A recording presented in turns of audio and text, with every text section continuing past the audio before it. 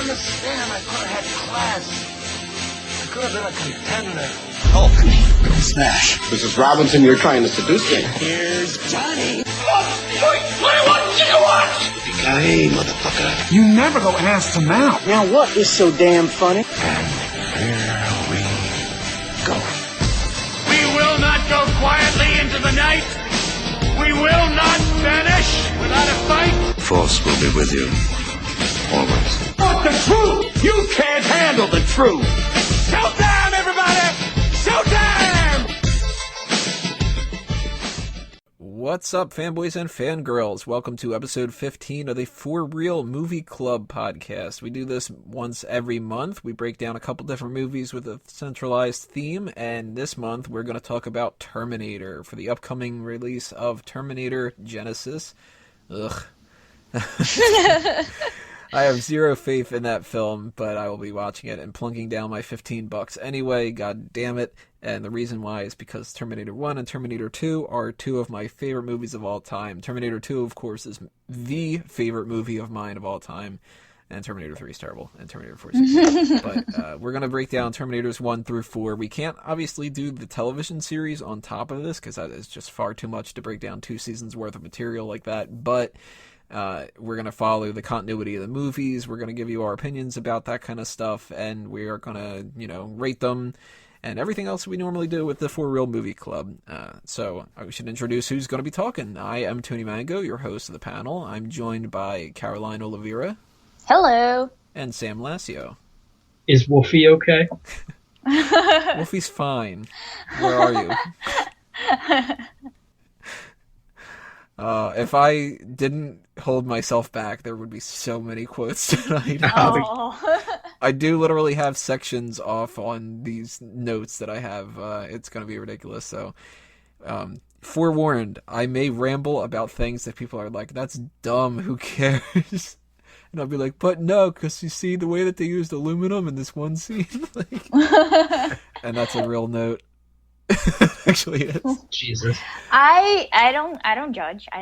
I mean, if this is like a horror one, I will be blabbing. So I think it's awesome, Tony. I'm just hoping that there's not going to be 100 billion puns all over the place. But do so do you? There's not going to be as many puns because when it's because you're passionate about it. When it's an Arnold Schwarzenegger thing, he's already beaten me to them. Yeah, come on, Tony. Just terminate your list.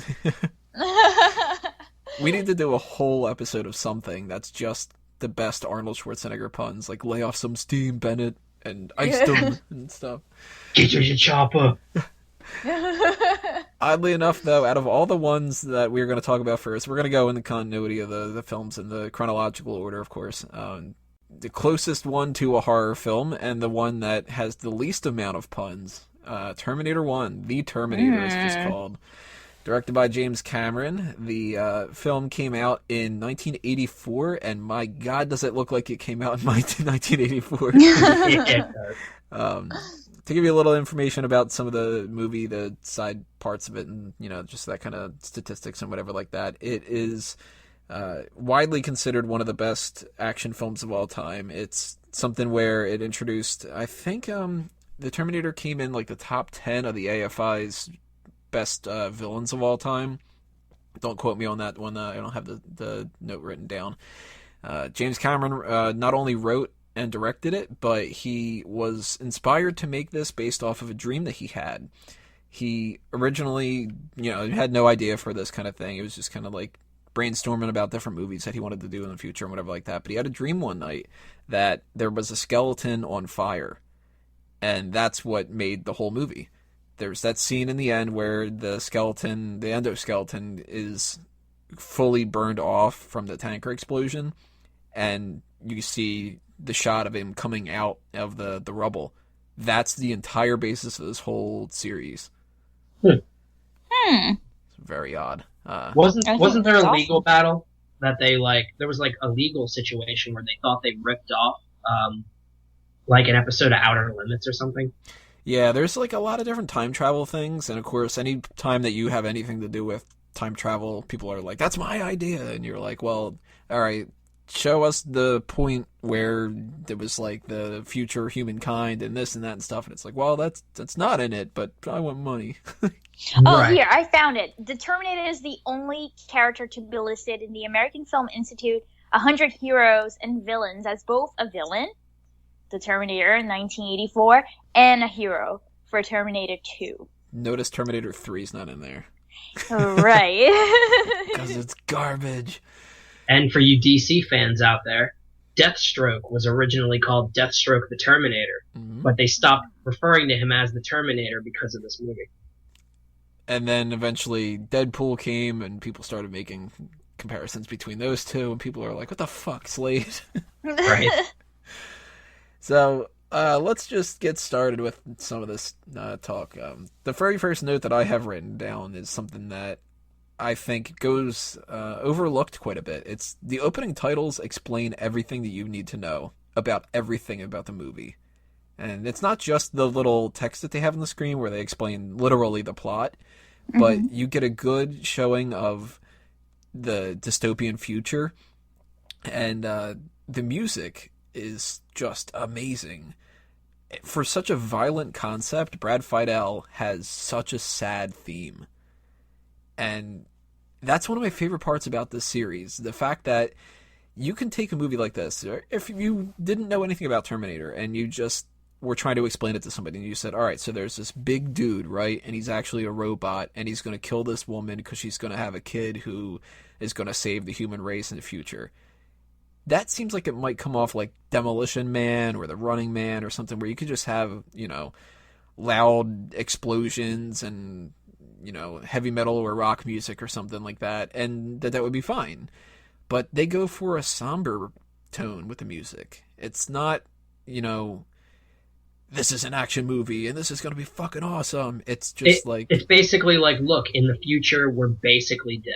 Yeah. Yeah. Yeah, it's almost like a funeral march.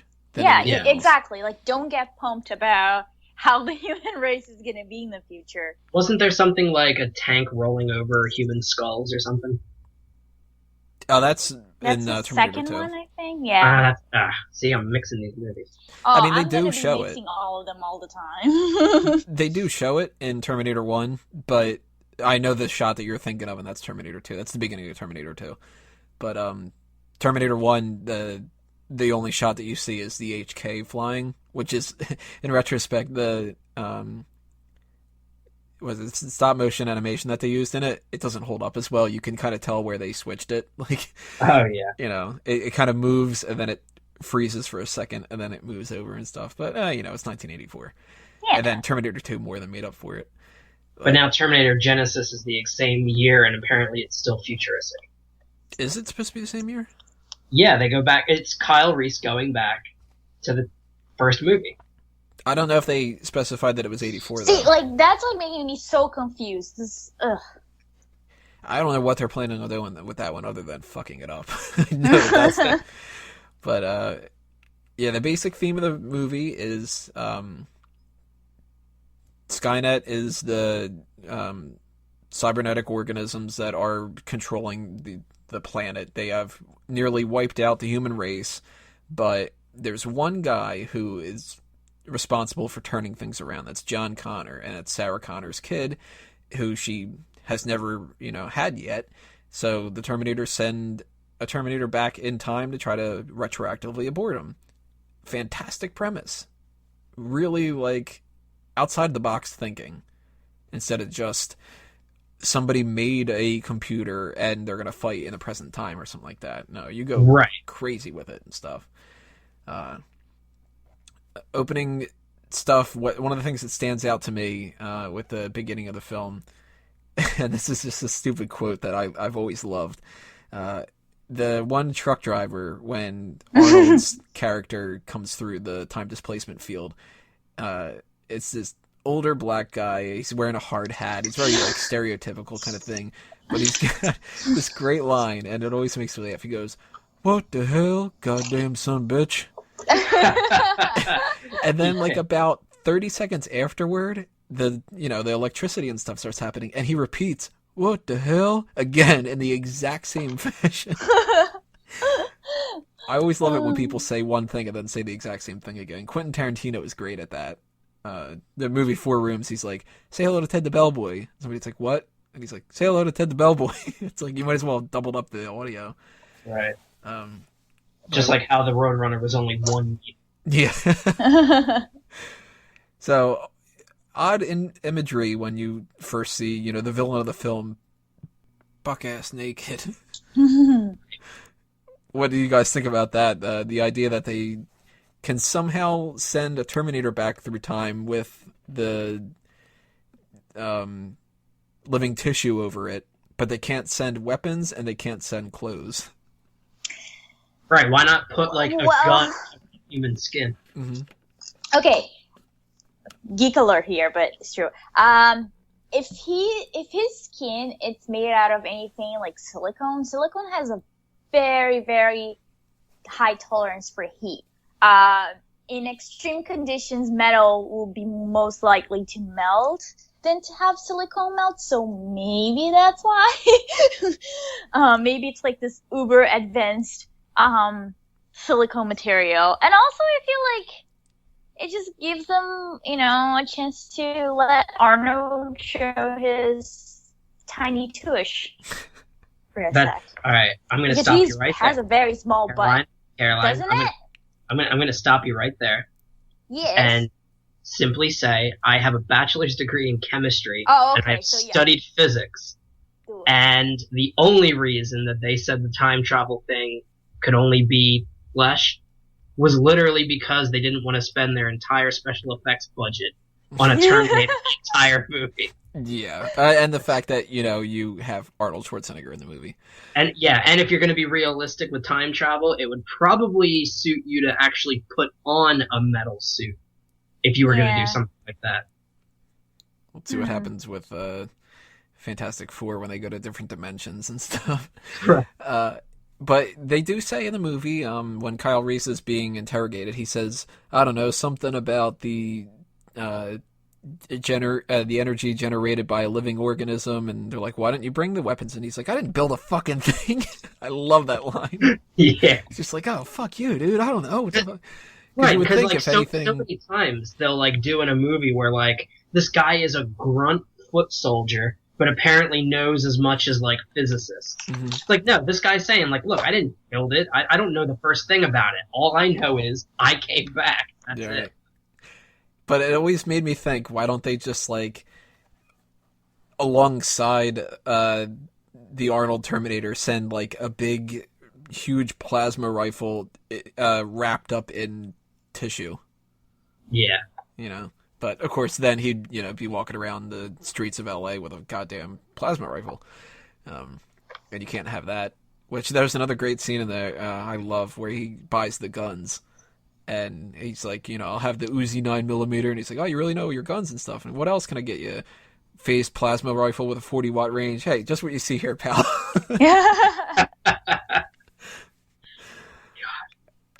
Odd note about the sound effects. They changed for the special edition the sound of his gun with the laser sighting.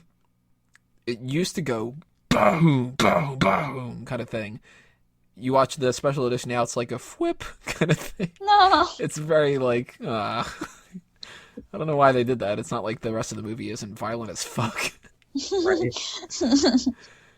So we get introduced to our characters in an odd way. You see Arnold Schwarzenegger's T-800 in a great scene with the whole the punks playing around with the telescope.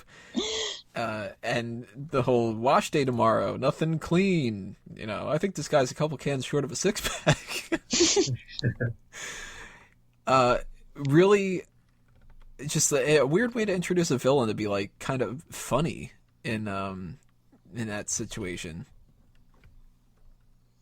You would think that the very first scene would be him just murdering a bunch of people and stuff, and he does. But you see him naked and you laugh. Right. Yeah,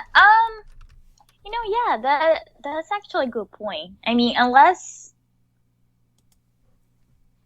they're trying to ease off the audience, but then it wouldn't really.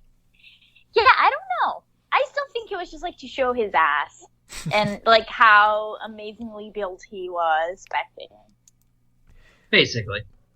Fun fact about the leader of the punk people, the one with the crazy hair, the blue hair. The blue hair. Do you guys know who that is? Oh, I just saw his ass. Well, not his ass, like his face. You saw his ass? He's just a bunch of ass shots. Sorry, I've been talking about Schwarzenegger's ass for a while. Now my mind is confused. It's Bill Paxton. Oh, okay. Who? Bill Paxton. Ah. He was in Aliens. He was in True Lies, if I'm remembering correctly. Or Yeah, maybe he that was- was Bill Pullman. He was the dad in Big Love. You're talking about the guy with the Coolio haircut, right? Yeah. Yeah. He was in a lot of James Cameron movies. Titanic. He didn't have anything to do with Apollo 13, but he was in that. Like, yeah, he's, for somebody who is a well-known actor, it's kind of weird to look at him and just be like, oh, you're the guy who gets, killed in the very first scene of Right. Terminator, kind of. Yeah. And Agents of S.H.I.E.L.D. I just remember Yeah, that. that's true. And he gets killed there, too. And pisses himself in True Lies. Stellar career. I just have, like, so many notes that I can sporadically... So if anybody has, like, oh, let's take the direction in one way, feel free to, because I could always bounce around. But very 80s electronic music throughout this, and the best time that you can see, or here, I guess you could say, when the music really kicks in is the shots where Kyle Reese, he has already taken the clothes off the homeless man, which is great, because that guy took my pants! And when he's running away from the cops and stuff, you got that kind of music, and it's just like, oh man, it's great, but it's terrible at the same time. I love Brad Fiedel. Brad Fiedel actually has a cameo in the movie. He's a cop. When Arnold kills the one cop and then he replicates his voice later on, that's the guy who composed the music. Nice. Oh, that is so cool. It reminds me of the music in the 1990 Teenage Mutant Ninja Turtles. Yeah, quite a bit. Which I love that music too. Yeah. Especially the song Attack. It's great. Best song out of this whole movie, though, I would have to say, other than the main theme, there's a song called Future Remembered that is the background score for the, I guess you could say, the flashback future, kind of. The flash forward. Yeah, the flash forward is something that hasn't happened yet that already happened in the past. They literally say in these series, you go crazy thinking about this. I guess it's Kyle's flashback. Yeah. The scene where he goes to the underground bunker and the Terminator storms in and starts just like slaughtering everybody. That music is just haunting. But Brad Fiedel, he has a cameo not in this one, but not only in this one, but in Terminator 2 too. I'll bring that up later. When you introduce the two characters and you don't know what's going on, the movie plays with that quite a bit, and you get to see Sarah Connor, and she's got the ridiculous 80s hairstyle, and you get to meet her roommate and the whole ridiculous things that she does with her boyfriend Matt. What was her thing? It was like, sorry, stupid, you're talking to a machine. Yeah, when you call up the answering machine and it's like, hi, ha ha ha, fooled you, you're talking to a machine and whatever, and then Terminator just looks at it like, and it comes into play.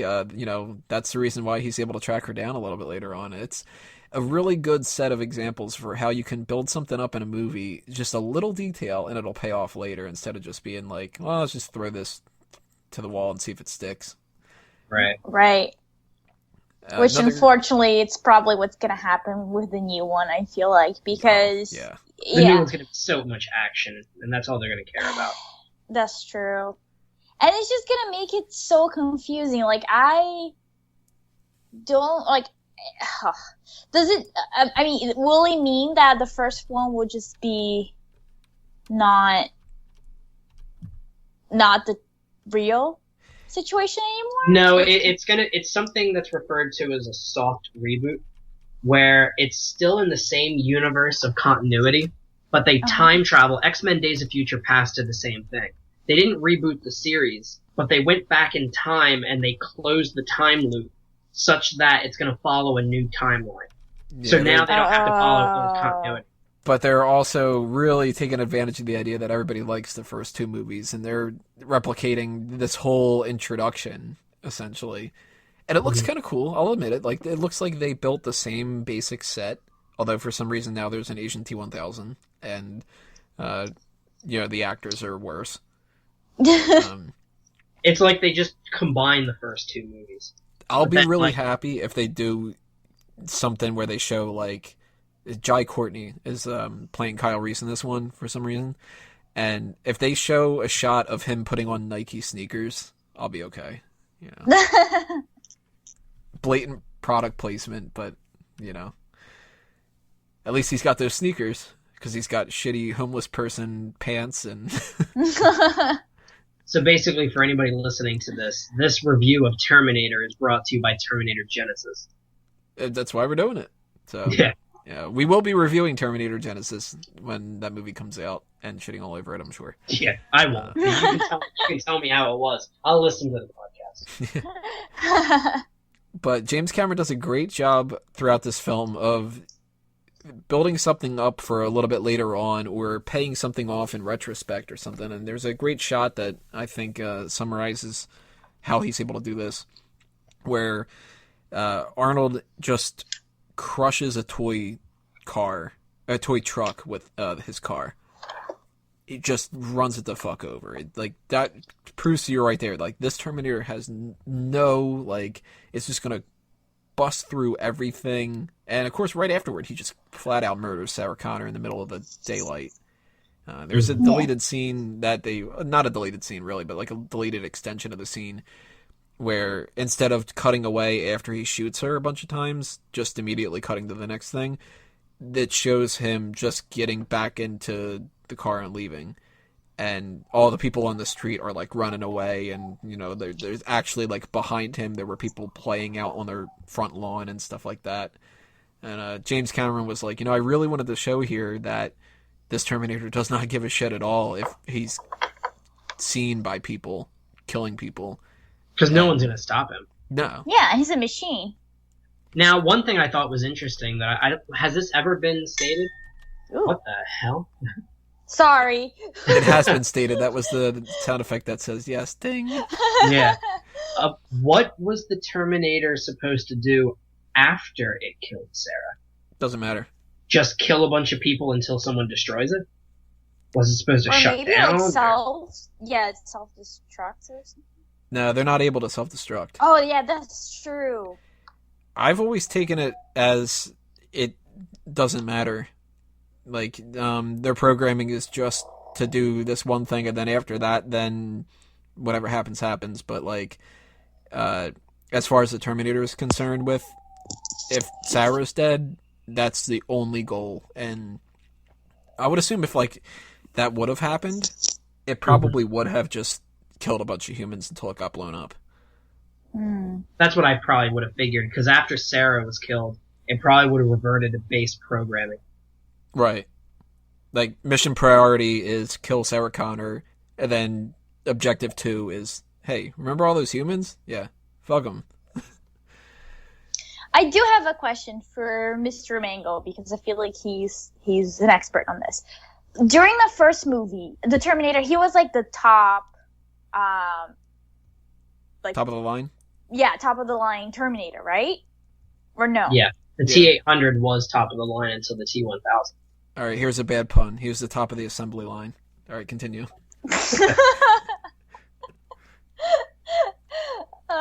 No, okay, that was my question, because I wasn't 100% sure, because I remember that on the second one, and we're gonna get to that anyways soon, but he makes a point. Oh, God damn it! Sorry, I keep hitting my head.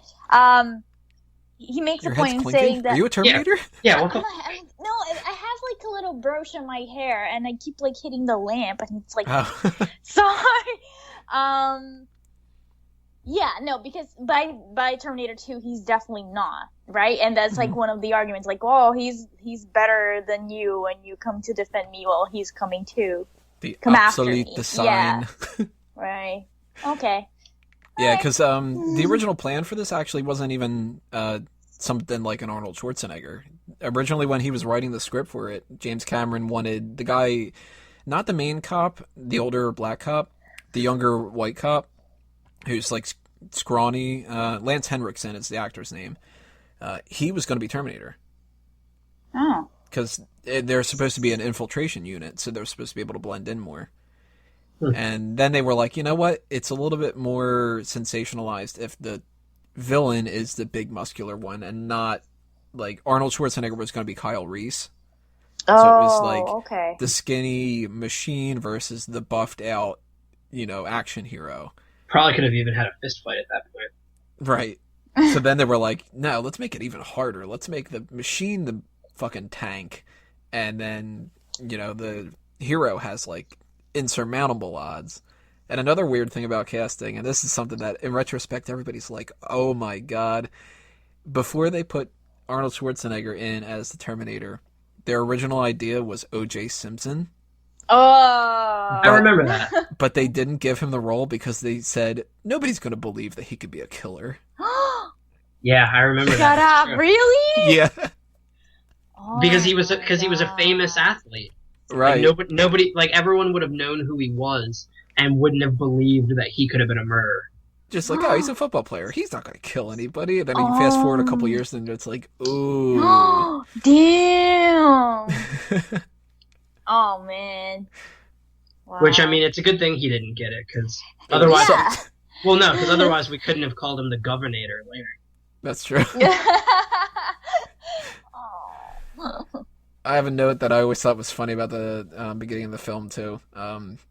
That they just rip out the yellow pages. And it's just kind of like, fuck you if you want to look anybody up.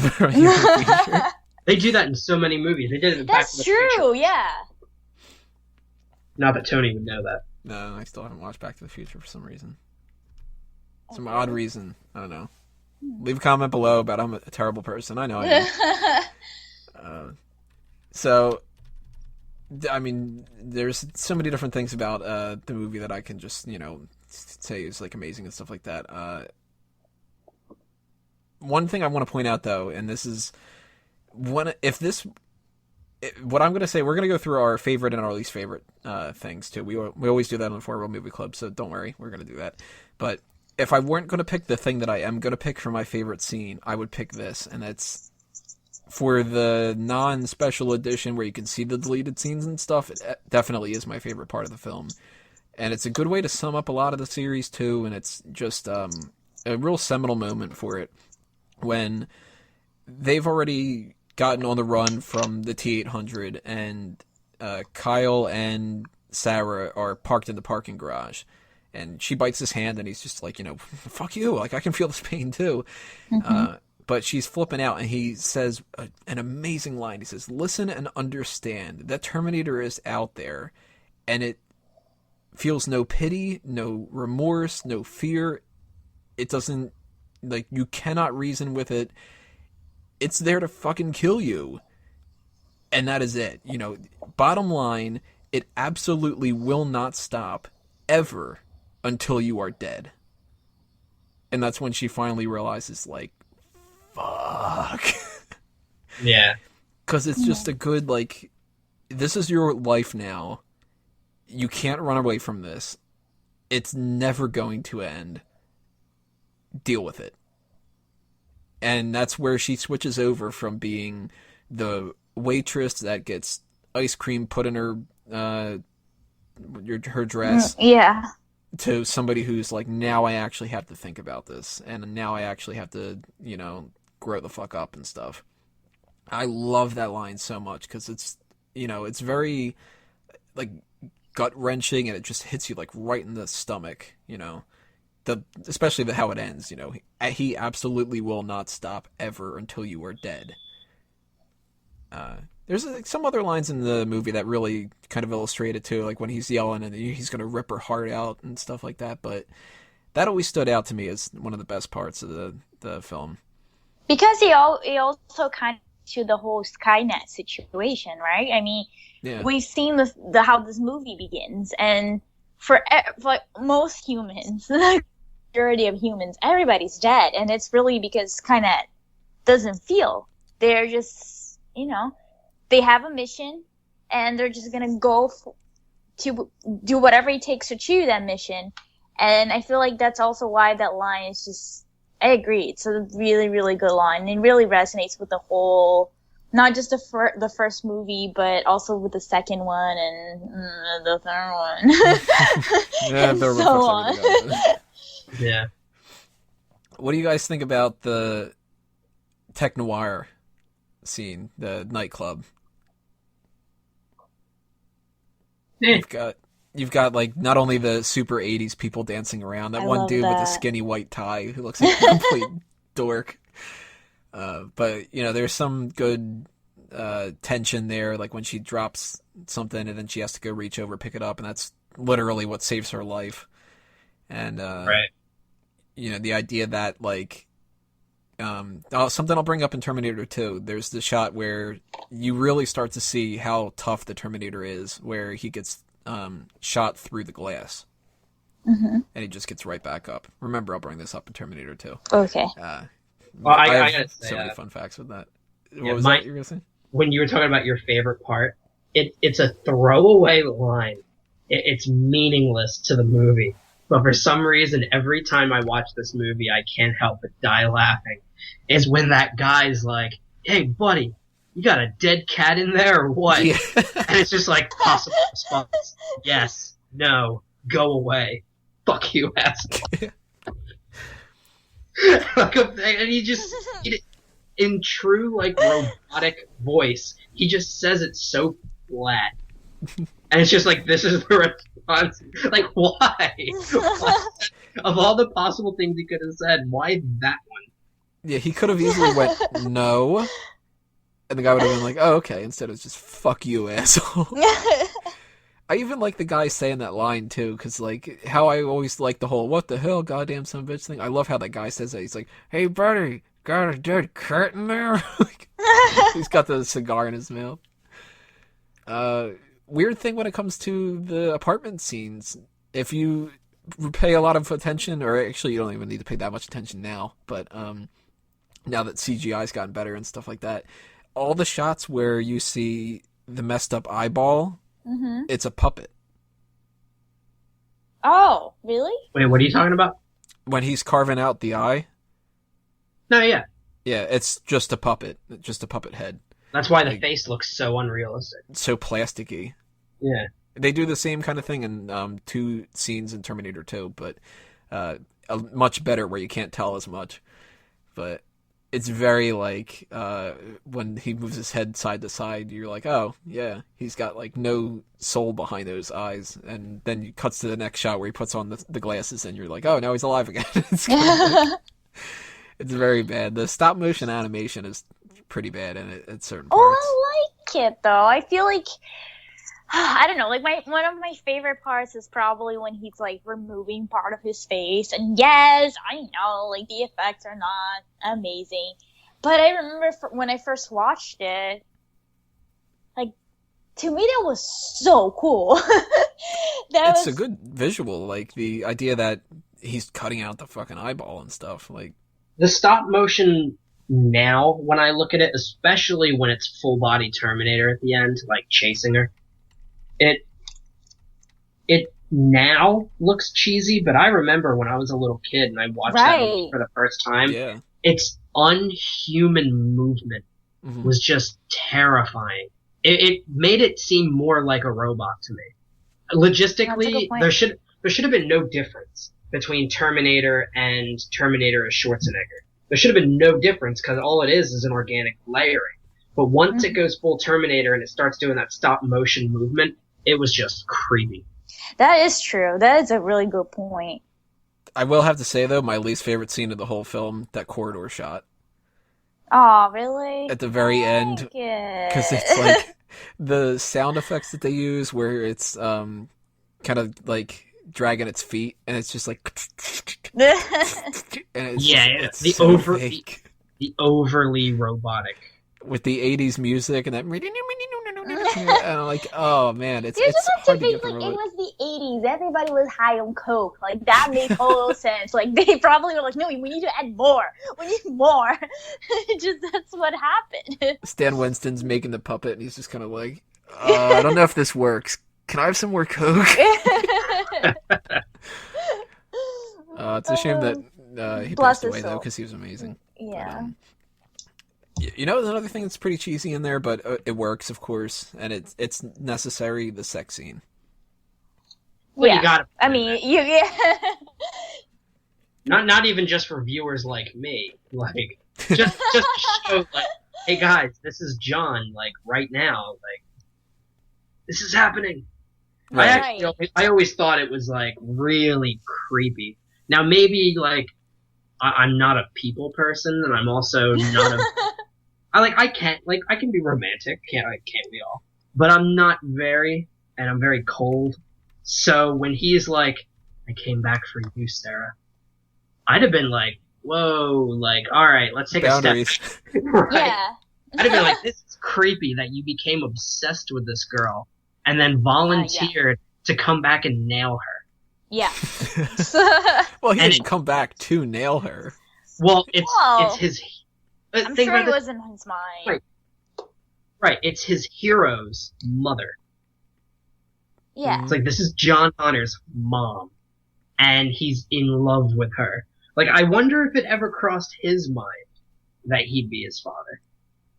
Yeah, I was just gonna ask that too, I guess Tony. probably not, because, like, he wouldn't have fallen in love with her. He did that before the whole time travel thing. Yeah, But then just he from the volunteered- picture.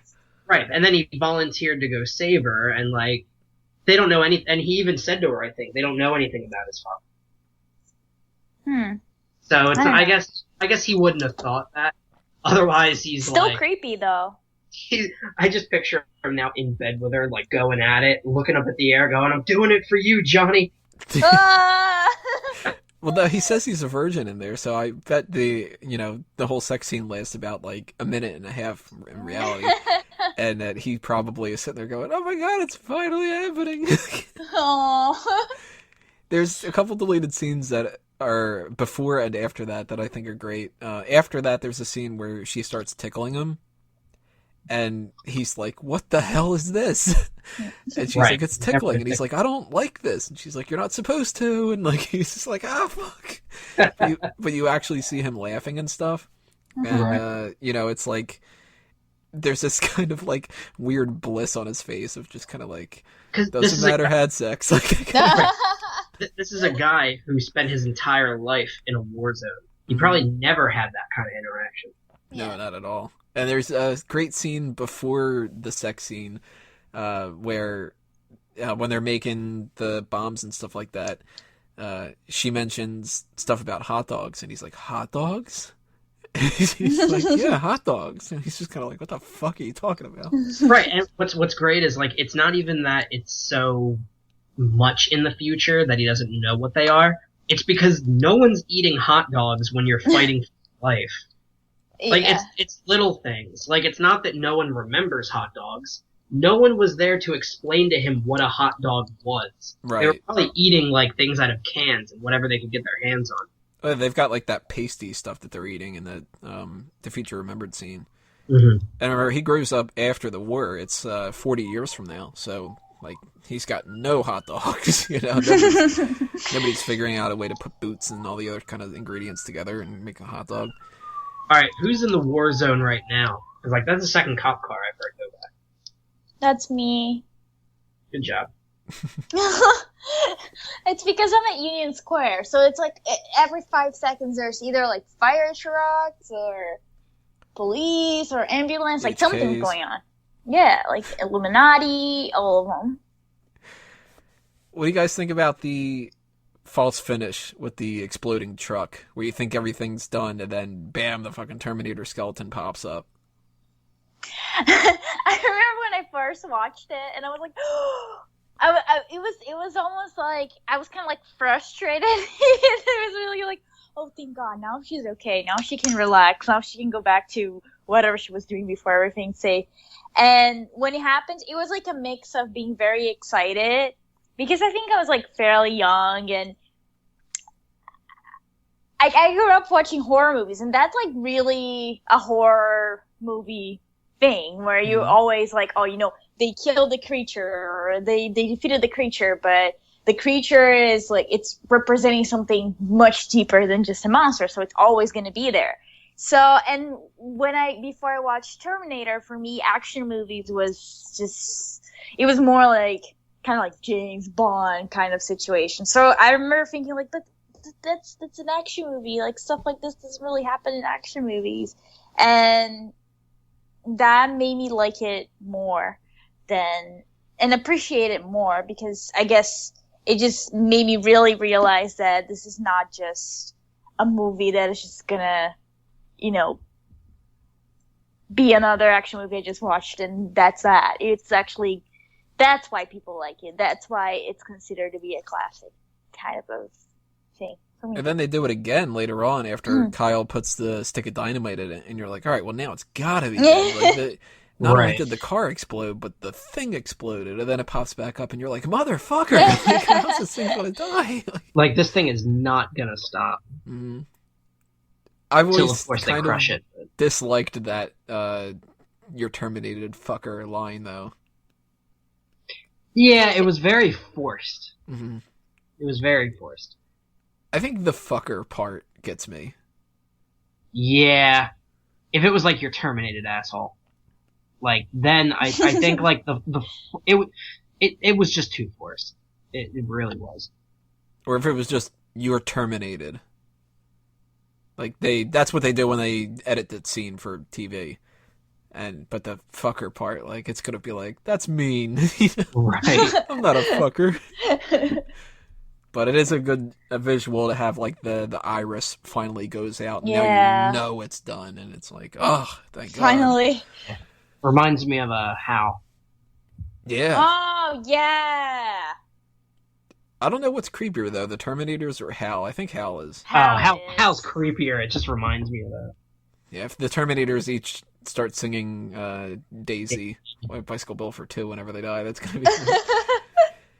One deleted scene that I think that they really should have kept in there, and I kind of disagree with why James Cameron deleted it. He said that it wasn't necessary because they wanted to not tell the audience this. They wanted the audience to kind of make their own conclusions and stuff, but that building that they're in, after they load up Reese's corpse, they put him in the body bag, they put Sarah on her gurney, and they take her to the hospital and stuff like that. There's a shot where 2 workers pick up they pick up a chip, and one of the police guys goes, hey, you can't touch any of this stuff. And he's like, okay. Then he hands it to the other guy, and he goes, what's this? And he's like, oh, it's some kind of a microchip. Take this down to R&D. I want some specs drawn up by tomorrow. And then the camera pans up, and the building that they're in is Cyberdyne Systems. Mm. So yeah, it's like, that's why they built it. And they go into it in Terminator 2, but that would have made so much sense to keep that in my mind. I wonder if it was more because I could be wrong if that was the one Terminator, but wasn't James Cameron during post-production in a big fight with some of the producers? And that's kind of why, like, the editing, like, a lot of the deleted scenes end up not make, and I mean, they deleted scenes anyway. Some of the scenes just became, like, deleted scenes. It was really because he was in a fight with the producers or the studio. And I wonder if that scene wasn't something related to that, because apparently some of the producers were trying to edit the movie their own way. Mm-hmm. And maybe they were cutting short on time. Like, took that one to spite them or something, because they edit or because why would sorry. I always had just assumed it was they didn't want to set up for a sequel. They did and they didn't, but he does say that they cut a lot of things for time, that people were like, well, you need to shave as much off as possible. Mm-hmm. Because people think this, like, you can't have a movie that's too long because then you don't do as many screenings and people won't want to sit through it and stuff. And then it's like, okay, well then let's do the 4-hour Lord of the Rings and everybody fucking goes. Yeah. So that proves them wrong. Yeah, I agree with the on that one. I don't want to watch people walk for that fucking long. Yeah, I can't. I'm sorry. Like, my bladder cannot hold my soda for that long and will not. Oh, I have no problem with that. I just want to blow my brains out with seeing everybody talk about elves and shit. Oh, I'm, Boffle and Toffle and whatever. And it's just like, ugh, give me a goddamn news. Hickory Dickory Dock. Sadly, I've watched all 6 movies though. Oh, well. I didn't see the last 2 Hobbit films. Just the first one. I watched the first Lord of the Rings and maybe the second one just a little bit, and that was it. I was like, not for me. Well, they were gonna call it Lord of the Wings, but then they decided to keep the Eagles out of it. Stop! Bamboo rings!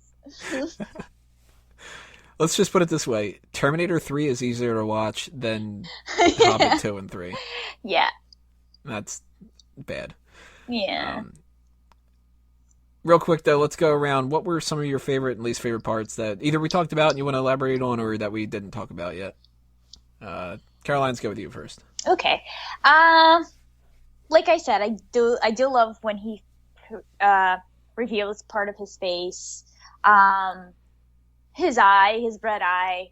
I love all that part. I mean, it was like seeing a real metal skeleton in front of me, and I love that. Like a horror movie. So I feel like that would be one of my favorites. I also love the whole shopping scene with the guns. And you guys probably hear some of my dog snoring in the background. Sorry. My least favorite If your dog part, starts barking, then we know that a Terminator is coming. she doesn't bark. She'll probably be really excited because she loves boys. I mean, if it was a female Terminator, maybe she wouldn't really like it, but Nobody likes the TX. yeah, I don't blame her for that. One thing that I also liked a lot, and it's not really a scene, but it's more of Sarah Connor's like character development.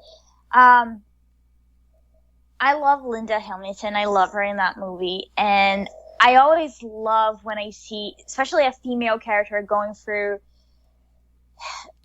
hell and in the beginning she's this super underestimated, people take advantage of her, and then at the end she shows off as this really strong woman who's just been through hell and back from something that is completely unimaginable, and she like totally rocks, and I love that. The on your feet soldier thing. Yeah. Like that's a good turning point. I love it. She's just and it works for her, you know, because looking at her, like, she already looks like a very strong woman, but the whole thing in the beginning, like, she barely really talks, and people take advantage of her in the diner and treat her like shit, and it's just like, oh man, like, every single woman has just been through this at one point in their lives, and then she turns around and she's like kick-ass, and she's like an awesome heroine for the rest of the movie, and I really love that. My least favorite part, I don't know. I don't think there's like one scene that like I hated about it. Let me think on that. Let me think of that one for a second. All right, go on your part, Sam. What do you think? What are some of the good and bad? For me, the bad would probably end up being. It's weird because it's so 80s, but it came out in the middle of the 80s, so like that wouldn't have been weird for them. But looking back, it's just weird to watch. Back in 1984, when it came out, they're like, "This is so modern." Right. So like, I think it's just weird to see how overly 80s it is. It takes me out a little bit. And then probably my favorite parts, probably strange to say, I really appreciate the scenes where Kyle is interrogated. Where like because if you think about it, a lot of movies fall into the trap of guy from the future talks about all this stuff from the future. This movie, you really believe this guy is from there, because he's not talking like it's in the future. He's talking like it's now. I know that might be weird, like, to hear it said that way, but you guys know what I'm talking about with that? Yeah. Yeah, he refers to himself as Sergeant Kyle Reese, TechCom, you know, whatever, instead of like, I'm from the future. I'm whatever, right. Like, you know. Yeah, he never really talks like that. In a lot of these movies, it's like, I'm from the future and this is gonna happen. And like, he mentions things that will happen, but he talks about it like, I don't have time for this. Mm-hmm. Not here's some information about the future. It's, can you guys let me get on with what I have to do because this girl could be dead. Yeah. Where he's like, I've already answered your questions and like you said earlier, he's like, I didn't build the fucking thing. That whole shootout is great too. Yeah, in the police station. Mm-hmm. Yeah, I like that. That would be my favorite part. Another deleted scene is when the older cop, I can't remember his name now, I'm thinking of it, Joe, I think, or whatever. He in one deleted scene, he believes it afterward, and he hands a gun to Kyle, the same gun that he gives to Sarah when he says, take this, and I'm going to go out to get some supplies. Mm-hmm. And he's like, she's got to live, so do whatever you need to do. And then immediately dies, because, it's like, ugh. I gotta say, though, my favorite thing from this movie, and I'm so disappointed that it's a deleted scene, but if you ever get a chance to watch the deleted scenes, make sure that you watch, at the very least, this one. There's a scene that takes place before they get to the hotel, or the motel. That's certainly not a hotel. Yeah. Right. And Sarah's like a little bit more jovial, and she says to Kyle, look what I just found, and it's the address for Cyberdyne Systems. And he's like, yeah, so? And she's like, so we can fucking blow the building up. And if we do that, then we can stop Judgment Day. And he's like, that's not my mission. And she's like, well, fuck you, I don't care if it's your mission. Like, let's blow it up, let's stop all this, and then we can, live happily ever after and whatever. And he's like, that's dangerous, I'm not going to do it and whatever. And she gets all pissed off and runs away, and they kind of like find themselves in a wooded area, and he breaks the fuck down. And he just starts saying, I wasn't meant to see any of this. There's so much beauty that is gone. Aww. And you have no idea how hard it is for me. It's tough for you to deal with this, but he's like, I'm looking at, these birds, and he pulls up this plant and he starts crying, and he's like, and this, and you, and it hurts. Aww, and it's like at that moment, you're kind of like, fuck, man. Like, you don't think about it with, it's kind of like it falls into like a little bit of like a sexist kind of range, but like this movie plays with that, the gender roles. Like, Sarah is a strong character at the end of it. She's not just a damsel in distress. Mm-hmm. She's the one that terminates the Terminator. Right. And Kyle sitting there, he's the one having a breakdown because he's saying there's so much beauty out there, instead of her being like, well, you're probably a damaged soul, and just being like, fuck you, I like guns, I'm a guy, Yeah. And he's sitting there, he's looking at, a daffodil or whatever it is, and he's just like crying his eyes out, just going like, I didn't want to see this stuff. Like, this is terrible. Like, it's amazing. Like, to him, it's a memory. Like, not even his memory. It's something that somebody probably once told him about. And now he's seeing that it really did exist. Like, not only, it's not even it did exist, it's now I can actually hold it in my hand. And he's crying over flowers and birds when they're running for their lives. Like, it shows you how traumatic the future has to be. Yeah. And how something as simple as that is like, when he says, you don't get it, everything's gone. Yeah. And it's like, it doesn't matter if like you lost your internet connection, or like you're living, in a shitty apartment. There are no apartments. There's no goddamn trees. Right. Like, and it's not like you can possibly like get out of your cave or your hiding spot to just like breathe the air, like calm yourself down. You can't really do that because you might die. Mm-hmm. Probably is no air with all the from all the bombs that have probably exploded, all the dirt and debris probably in the atmosphere. Yeah, the ashy clouds and stuff. Yeah. Yeah. So that's one of my favorite scenes of the whole thing. I really wish they would have kept I can't that in believe there. that's so. If this version that you have, can you play the whole movie including the deleted scenes? Or Not do you that have one, but you can with Terminator 2. And I see. Terminator 2 is so damn good. It's special, extended special edition. I'll be actually one of my favorite scenes in that is going to be. I'll mention that too, and my least favorite scene is too. But out of a score of 0 to 10, what would you give the Terminator, Caroline? I'll give it a 7, just because I like Terminator 2 better. But I mean, like I said, it changed the way I saw action films. I still think that the animation's cool. Well, you are an effects person. Yeah, makeup and stuff. Yeah. And I mean, it's kind of like I grew up watching movies like the Adventures of Simba, like really, really old, not slow motion, Stop motion, claymation and stop motion. So, like, to me, it's still like it a lot. I still like it. And I do love it that it's very 80s because growing up in Brazil, my 90s were kind of like your 80s because everything's just, like, so delayed. So, like, I grew up with my aunts all looking like, Linda's, like, haircut, like that kind of deal. So, I'll give it a 7. You're going to get a message tomorrow and somebody from Brazil's going to be like, have you heard this song Africa by Toto? Oh, I'm sure that people that are listening to this and are Brazilian from the South are going to be like, oh, you are totally wrong. I grew up in the 90s. Bitch, I'm from the North, okay? In the North, your 90s were our 80s and vice versa. That makes no sense. You get what I'm saying. Everything was very delayed in the North, so just deal with that. Sam, what would you give it 0 to 10? 0 to 10, this movie to me is a solid 8. It's a very good movie. It's action, but it's a borderline horror movie. I think Caroline said that earlier. It's got a lot of themes in it that you really, if you're a less intelligent person, could go right over your head. But if you look at it, I'm not sure how to describe it. It's the kind of movie that if you really think about it, I think you'll get more out of it.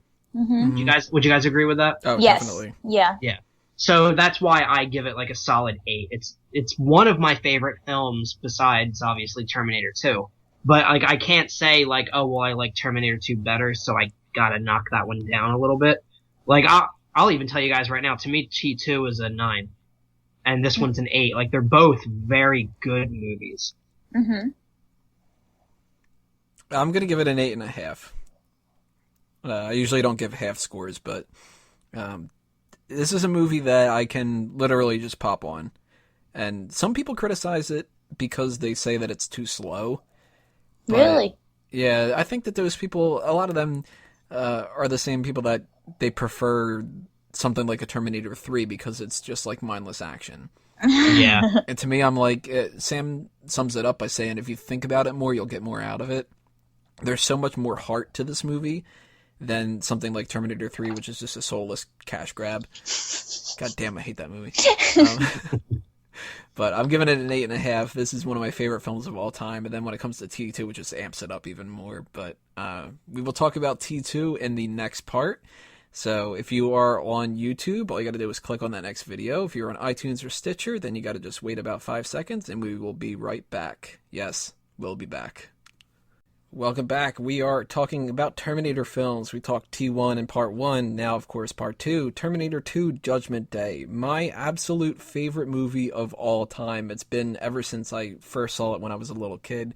Saw it far sooner than I probably should have, considering that, somebody gets, like, stabbed in their eyeball and stuff. Yeah. But this is a movie that I have seen more than any other movie that I have ever owned or anything like that. As much as I know about The Simpsons, the first 10 seasons of that, I know about Terminator 2. I've watched the special extended edition with commentary more times than I've watched some of my other favorite movies. Which Wow. is crazy. It is just the fucking best. And I will already spoil, I'm giving it a 10 out of 10. I just love this movie. So I will bounce around like crazy, saying a lot of really stupid things that are like nerdy as hell, but that'll be fun, right?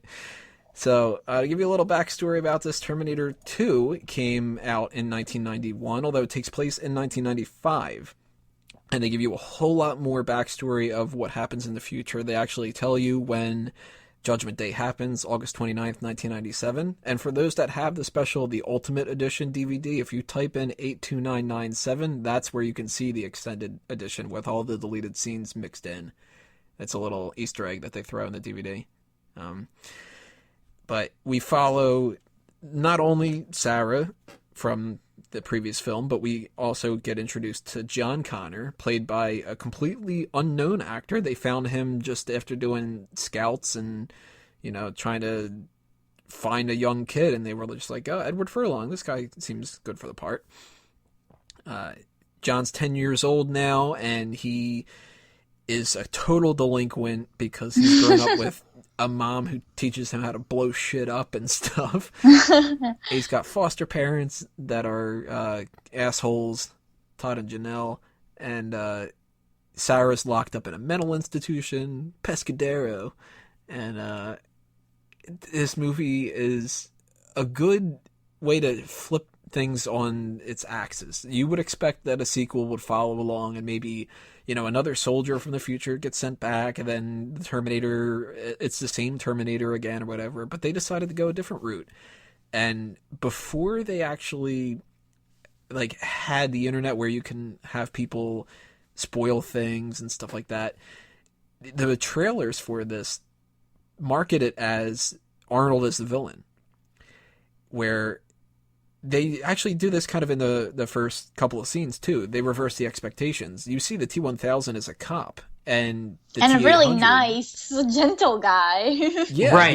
He's not cold like Schwarzenegger was. Mm-hmm. He's friendlier. He smiles. He's engaging. Yeah, and then when you biker, and he's still cold like in the first one. Yeah, he, fucks shit up. He stabs somebody in the back, and that's another great line of somebody delivering it weird. Oh, pull it out.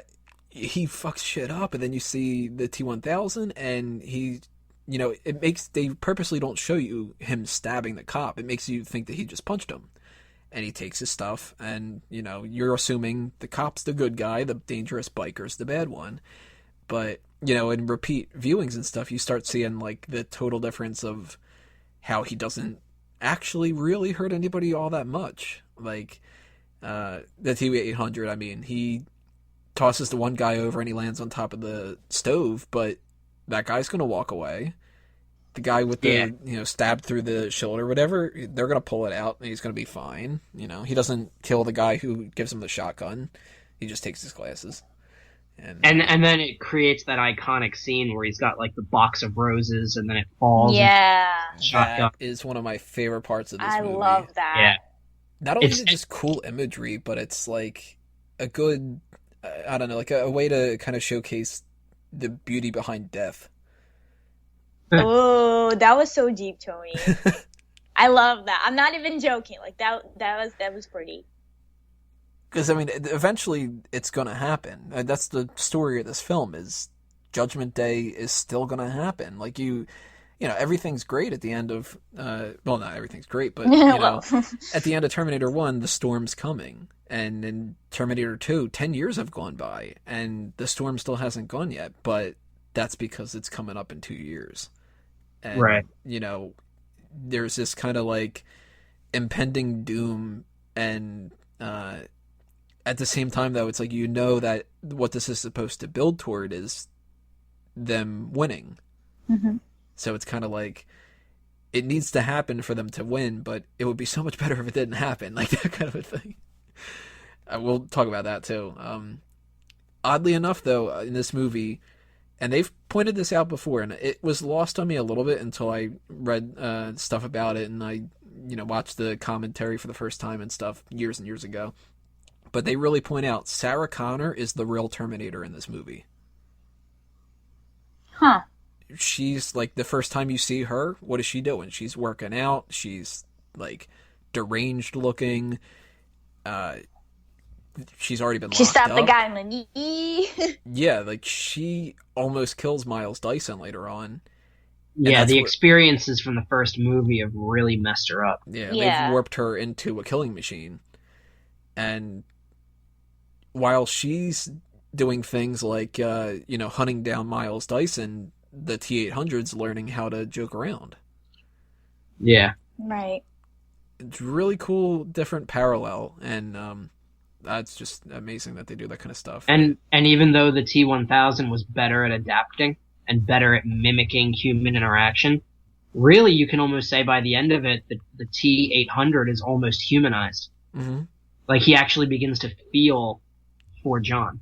Yeah. Even the delivery of the different lines that he says. I mean, the beginning of it, it's just like, get down now, and that kind of stuff. And by the end, it's, John, you have Now to I go. know why you cry. Oh God. Such a good line. I actually, when I rewatched this for the podcast, I actually cried on the alone. Like, oh my God, yes, Arnold, yes, we all cry. I'll admit, I almost cry every time I'm watching the movie. Yeah. Because it's sad as fuck. Like, Yeah. I know now why you cry, but it's something I will never be able to do. And, it's like, it's just sad. It's like Short Circuit, but horrifying. But even though they have their sad lines, they have their funny ones, and some of them are unintentionally funny. I always love the scene where the T-1000 is trying to find John in his step home, or foster home, and he's just like, do you have a picture of John? Do you mind if I keep this picture? He's a good-looking boy. Yeah, and they're just like, yeah, go ahead. Yeah, go ahead and take it, That's kind of when you know that his foster parents didn't really care, because I feel like as a mom, you'd be like, why do you want a picture of my son? Especially because they Is he say in trouble? another guy was looking for him earlier, a big dude on a bike. Yeah, that wearing leather. Like, is that okay? No. Yeah, well, okay, well, you could just take the picture. Just, just go find our son who's doing something or whatever. That weird group that they've got going with Todd and Janelle and John and Budnick from Salute Your Shorts is so amazing. And one of my favorite lines in the whole film that nobody ever remembers, and I'm sure you guys will be like, what? It's just, you've got You Could Be Mine playing in the background, Guns N' Roses, and John and Budnick are on the motorcycle. And instead of singing along with it, it's a cold heartbreaker, fit to burn, like a lot of really catchy lyrics and stuff like that. There's just a shot where Budnick's bobbing his head and he just goes, bow. Like, what this went into the final product of the movie. I'm just kind of like, yeah, bow. That one scene.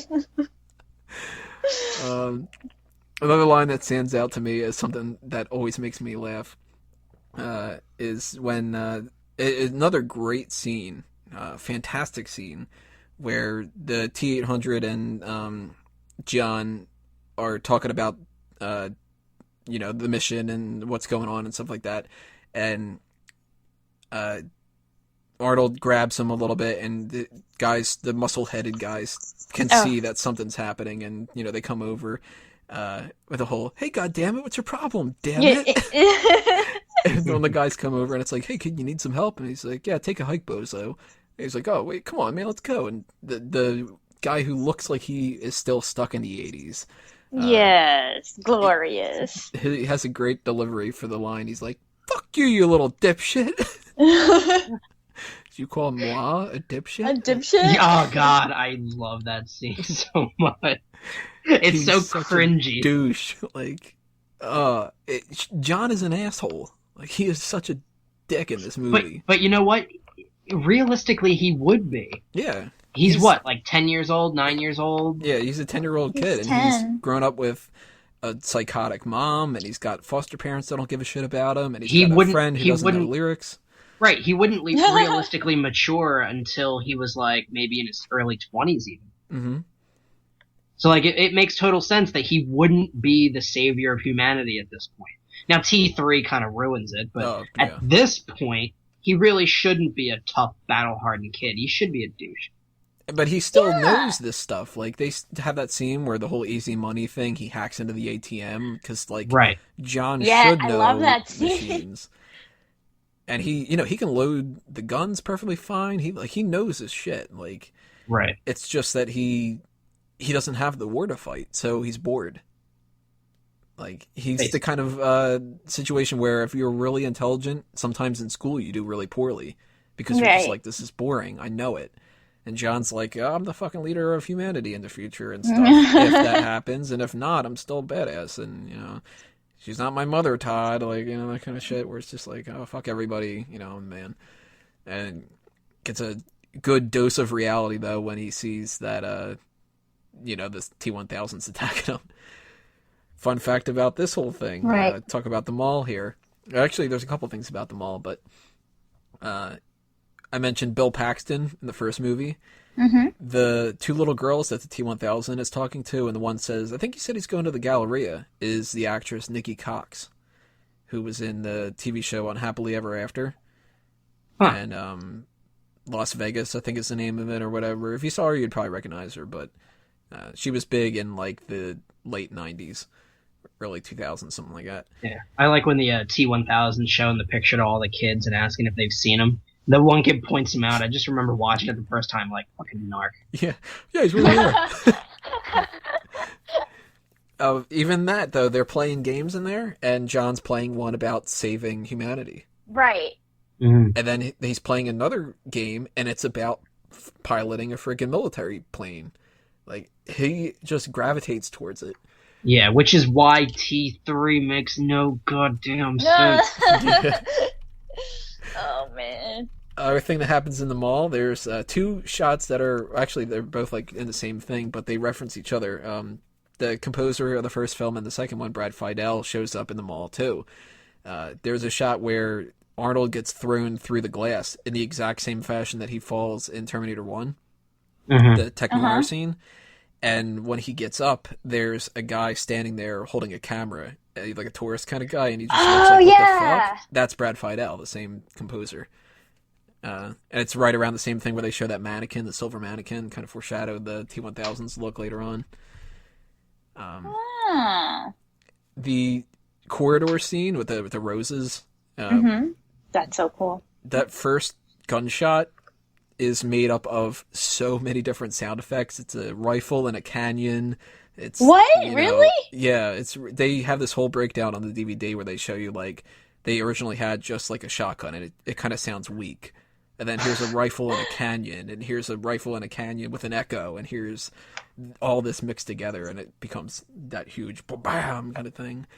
But when they shoot him, they needed to cut down on the CGI, of course. Any of the shots where it's not like a moving thing that's healing on the T-1000 in that corridor, it's just aluminum foil. They just like taped it to him. And that's just like so cool. He like shoots him, and you know the shot happens. It cuts to after he's already been shot, so you don't need to see it like coming out, kind of. Right. I mentioned earlier the scene where John tells the Terminator not to kill anybody. Amazing. Helps set up a lot of the movie. I love when he shoots out the guy's kneecaps, and he's like, "What the hell are you doing?" He'll live. He'll live. Visiting hours are 9 to 4. My fucking knees. I got a wife and kids. Can I just talk about like the very first scene with the biker club real quick? Oh yeah.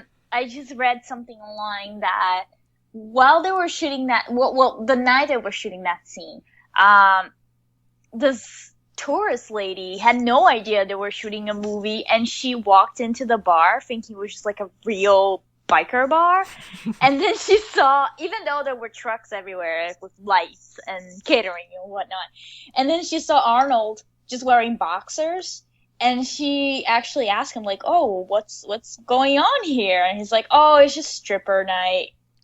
And she actually bought it, and she wanted to sit in the bar, but then I guess like the PAs or the AG were like, sorry, this is actually a movie set."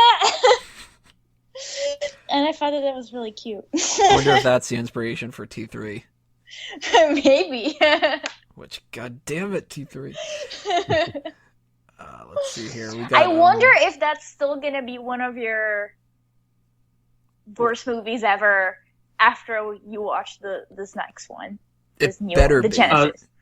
Genesis better not be worse than T3. I have a feeling it's probably going to be a little bit better than Salvation was, but maybe not much. Yeah, probably on par. And it's coming out July 1st, right? Yep, I'll be seeing it June 30th. Side note, can people shut up about spoilers? Where they're like, they're showing John as a Terminator in the trailers. Why are they spoiling the movie? It's obviously not a spoiler. No, it's obviously not a spoiler, dumbass, if they're showing it in the fucking trailer. I'm convinced he's not John, but we'll see. I'm gonna say they either, like, tried to replicate him and make him think he was John Connor. Mm-hmm. I don't know. That's what I think. He looks cool. He looks but cool, yeah. At least when he's in, like, Terminator form, he looks really cool, but other than that... That brings up a good point, though. When they were going to make Terminator 2, they were trying to think of sequel ideas, and naturally you might think, well, they could just do another thing, Arnold's the bad guy and stuff like that, or whatever. But one idea that they had was, well, what if there's 2 Terminators? And then it was like, yeah, that's really kind of lame, though, to just be like, well, they fought 1 Terminator the first time, what if they fought 2 this time? But then that got them thinking, and they were like, well, what if there was a good Terminator instead? And the T-1000 is a huge upgrade, and they've kind of made it where Terminator 3 kind of like messes it up a little bit, but there's a different form of Terminator in each different series. T-800 in Terminator 1, T-1000 in Terminator 2. They mention the T-600 in Terminator 1, and it's one of the things that's fun about this. I always think it's weird. They go, 600 series had the rubber skin. They never mention 700, but then they go to 800. They never mention 900. That was like a messed up one. Yeah. They never mention 900, and then they go to 1,000, and then they go to TX because they're fucking lame. But I always just imagine that the series went every 2. I always just kind of went with the 700 probably had different type of skin that still wasn't as good. Like maybe that was silicone, and then the T-800 has the real skin. The T-900, maybe that's something where that's, well, actually the T-900 I think is what they used for Cameron in the TV show. And I'm not too sure about that, though, so don't quote me on it. But the worst thing possible, though, is the 3D ride after Terminator 2. That's the T-1,000,000. And then, like, oh, give me a break. But, Wait, Terminator... the ride at Universal? Yeah. It's I the love that one. It was so cool. It was cool, but it's like you wouldn't even have like the T-3000. It's the T-1,000,000. Like this one's 10 times better, even though it's the exact same thing. It's just got a lot of tendrils. But... And that brings me another question about since we're talking about different types of Terminators, the cop one. I'm sorry, I'm bad with numbers and letters all together. Like, that was T-1000. He's made of like liquid metal, right? Mm-hmm. When he arrives in the present, he's naked, and then he steals the clothes from the cop. But then after he changes himself to pretend to be John's foster mom, he becomes liquid metal again. But once he comes back to himself, he's wearing the cop clothes. A lot of people have been trying to figure that out. And what is it? What is it she said? So he arrives in the present naked, right? So that's like his form.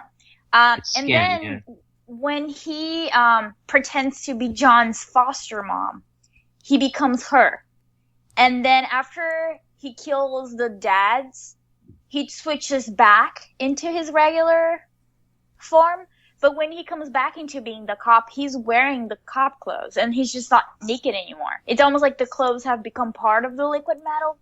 Like my assumption was always he came in that skin, and then he put on the cop clothes. But throughout the film, when he was morphing into other people, I think he realized that. My assumption was he just ripped off the skin. And the metal body, like, took on flesh and clothes. Oh, so it, like, mimics, like, whatever. It was. I always assumed it was mimicking. Well, they call it mimetic polyalloy. Right. Oh. That's why it's able to... So he had to have come back with the skin on. Yeah, that's something that people have been, like, criticizing the movie for. They say, well, if the Terminator has to have the skin on to come back, what's the T-1000? And... some people have said, well, what if there's kind of like a thin, like, layer that he sheds kind of like a snake? Or what if there's something where maybe, like, part of the alloy itself, maybe it's got, like, skin cells or something? I mean, it makes sense what Sam said, though, because if he's a highly adaptable, like, he already knows how humans interact. Like, he's able to pretend he's a cop and not get anybody nervous around him. It Yeah, he makes can sense get in different areas and boss people he will around. be able to then figure out how to mimic clothes as well. Because even when he changes into the mom, like, I don't think he killed her, took her clothes off, switched into her body, and then got dressed. Like, no. So that actually makes sense. And I just wanted to know what you guys thought about it. I wasn't sure if they said it in the movie somehow and I didn't catch it. If there's like some sort of Terminator law regarding that, I don't know. No, they keep changing that stuff around. Curious.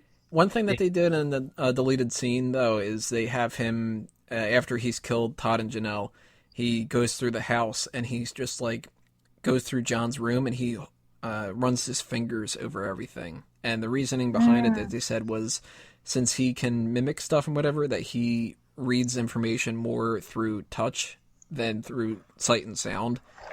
And, that's cool. You know, like he feels like his movie posters on the wall and, you know, runs his hands over like his bed and stuff like that to try to get like an indication of like what, kind of like how like a dog will sniff out things. Mm-hmm. And that's actually, I'm going to spoil that at the end of this kind of thing, but my least favorite scene is that scene because he kills the dog. Shut up. But that's like you don't kill dogs. Like that's just, you know, any movie that kills a dog is my least favorite scene. So yeah, I agree. But it makes sense because they hate the dogs in the future because they sniff them out. So you know, but that's also when he looks at the collar and he notices that the dog's name's Max and not Wolfie. And that's when he's like, oh fuck, the Terminator got me on this. Like, so they should have kept it in there, but you know. No, thank God they didn't. Yes, yeah. One of my favorite deleted scenes that is something that is an extension. They show it at the beginning of the movie. They show it midway through at one point, and then they really elaborate on it. But Sarah keeps having a dream of the nuclear holocaust, and she... Oh, God, that nightmare sequence. Oh, God. Yeah. Especially the way that she explains it, where she says they fly apart like leaves. Like, but before you see the full version of that, there's the scene after the orderly Dougie... hate that guy. When he tells her, Silberman, Dr. Silberman, when he tells Dougie, I don't like to see the patients disrupting the rooms, you know, you should take care of this and stuff. There's a deleted scene where they drug her. They hit her in the stomach with a nightstick, force her to take pills, and she passes out. Yeah. And there's like a dream sequence where she imagines Kyle, and he tells her, like, you gotta be strong for John because John's the target now. And she's like, I know, but what can I do in here? And he's like, you know, you got to figure something out because our son's going to get killed at some point. And they share an embrace and whatever. And then he gets up and he starts walking away through the corridors. And she's like, you know, I still need you. And he's like, you're stronger than you imagine. But remember the message. There's no fate but what we make for ourselves. And you have to do this. You have to get out. Or else, like, there's not much time left in the world. And not only is it cool to see Kyle, but it's cool to see, like, the love that they still have, kind of, even though it's a dream, but that she still, like, loves him. Right. And when he's leaving the hospital and she's chasing after him in the dream, he leaves through the door that, when she opens it opens up right to the park, and she starts having the dream again, and then she wakes up and stuff, but... there's another really great scene in the hospital that it ties into that, and that's it's not an interrogation, but it is. It kind of calls back to the interrogation of the first movie. Where I think I know what you mean. Yeah, they're interviewing her about should they be able to transfer her to a minimum security thing. And a good showcase of her being able to, like, put her emotions aside and try to, like, manipulate them a little bit. And Silverman, though, of course, is just kind of like, you're telling me what I would need to hear, you know, whatever. But that goes to show you that she's not nuts. Right. Oh, yeah. I think that this dream that you just talked about also touches on a very important point. Like, Kyla's telling her to be strong because John's the target. And then once she sees John again, when she's out of the hospital, she's like fairly cold towards him. Like she's not like motherly. It's almost like she's playing the soldier part. And I feel like that was also such a great choice for the movie, because we would expect her to be like, "Oh, my little son," and be just a mess. And no, you know what part gets me every time is how she's been this cold, calculating soldier the entire movie, and as soon as she sees the Terminator for the first time, she almost pisses herself. Yeah. Yeah. Like, especially it doesn't. Because it's the same Terminator. Like, right. He's back, and she just starts squealing and turning around, and it's like, I'd rather be locked up. Right. Like, it doesn't matter how prepared she is or how much training she's had. Seeing him is just a living nightmare. And I love that. Mm-hmm. Slow motion. Because at the end of the day, she's still human. Yeah. And it's she knows it's kind of easy to forget that. Yeah. She knows she could have all the training in the world. It's not going to save her from that. Mm-hmm. Right. Especially inside a tiny room in a mental institution. Right. Yeah, when the T-1000 breaks in there and he kills that one guard, there's actually a couple different twins that they use in the movie. The guard Lewis, who gets the full house in the coffee scene. The actor is there's two actors. They're twins, so that's how they were able to do that without trying to blow the CGI budget. Weird enough, though, at the end of the movie when there's two Sarah Connors, Linda Hamilton's a twin too. Oh, really? So that's her sister. Her sister's the one holding the shotgun, I think, if I'm remembering correctly. The one that says, "Move out of the way, John."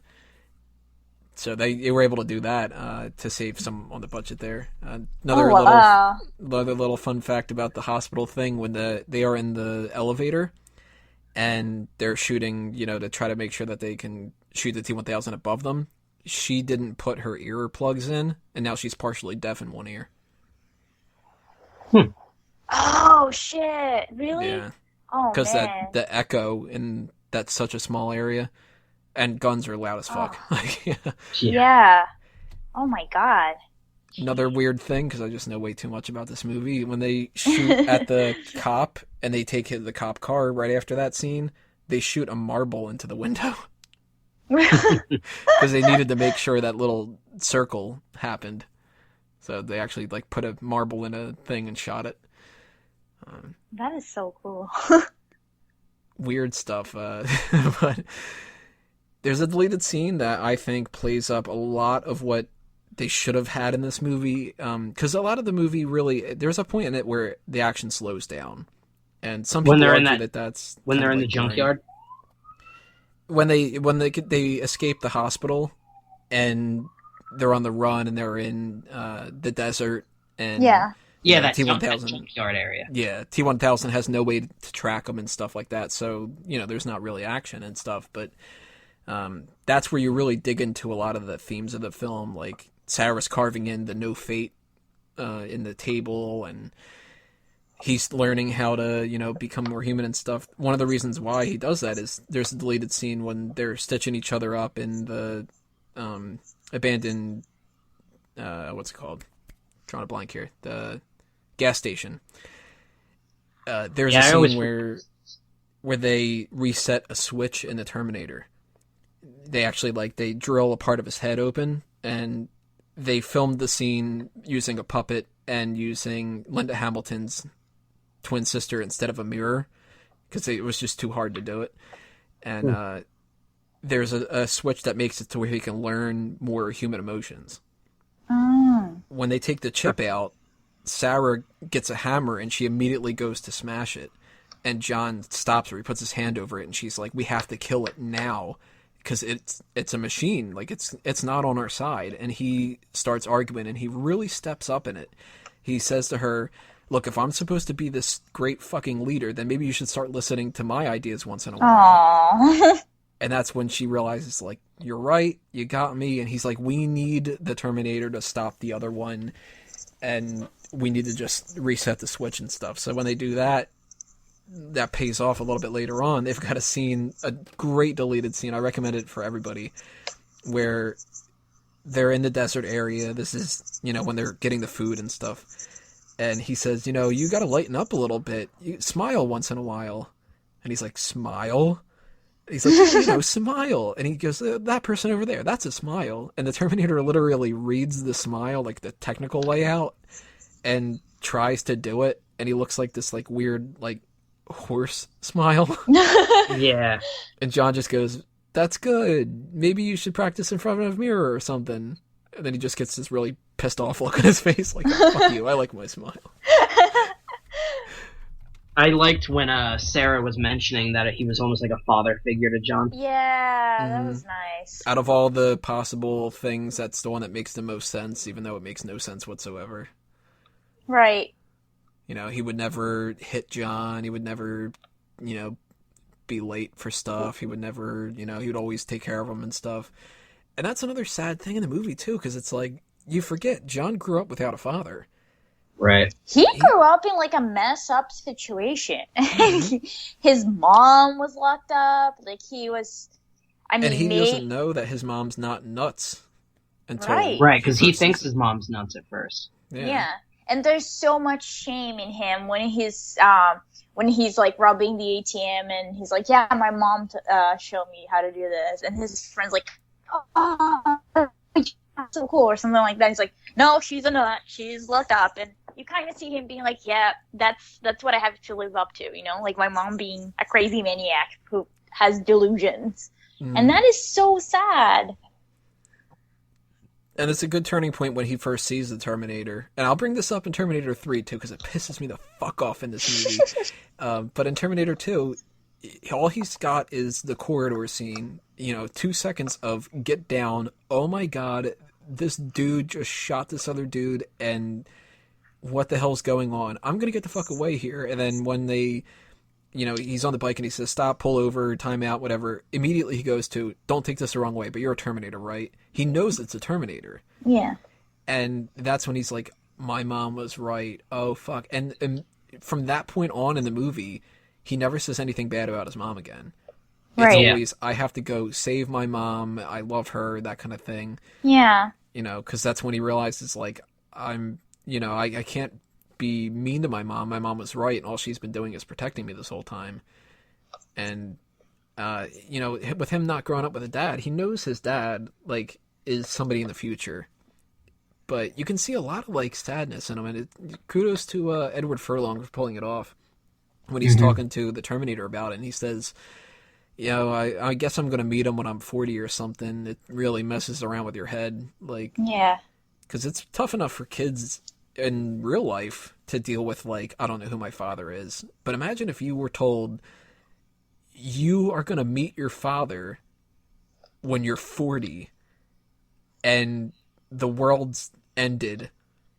You're the most important person in the world. Make sure that you save your father's life, though, because you're going to send him back in time so he can die. That is the one thing about Terminator Salvation that I'll give it credit for. Is the desperation in John to save Kyle when he knows that he's in danger. Yeah. Let's see some other things to point out here. There's a deleted scene where the T-1000 is glitching out, and you can see that he's starting to kind of lose. That happens after one of the best scenes of the movie, the liquid nitrogen. Hasta la vista, baby. Everybody fucking loves it. It's badass, you know. Oh, definitely. I love the way it was filmed, too. It was filmed, I think, using mercury. Yeah. Really? Pools of mercury, which they probably got so sick from. Oh, I actually have to backtrack a little bit. I skipped over Cyberdyne.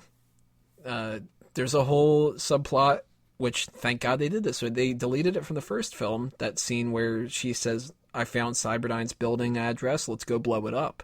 Of course Sarah's going to have the same mentality. Let's go blow up Cyberdyne, because that's why she gets arrested in the first place. She wants to do it. And they meet Miles Dyson. You know, they do the whole scene where she's about to kill him, and then she realizes that she's like a Terminator and she can't kill a human life. Right. And the fact that they had the arm and a lot of the stuff from the first Terminator. Mm-hmm. Yeah, it's like they took the same things that they deleted from Terminator 1, they put it in there. That's why it's so great. Yeah. There's a weird thing when they introduced Miles Dyson and the intern guy with the lollipop. Yes! If you go back and watch the scene, there's this weird shot. I don't know what the actor was planning on doing here, but when he says, "Oh, you got to sign it out," and whatever, and he goes, "Can you tell me what it is?" And he goes, "Oh, yeah, I asked them the same question. You know what they told me? Don't ask." And the guy just nods his head forward in this weird, like, chicken kind of way. Always makes me laugh. You know what's one thing that always makes me laugh? Is when they have Dyson with them at the end when they're like fighting it off, and he's about to like blow the building out, and he's like, yeah, and then it slows and slows, and then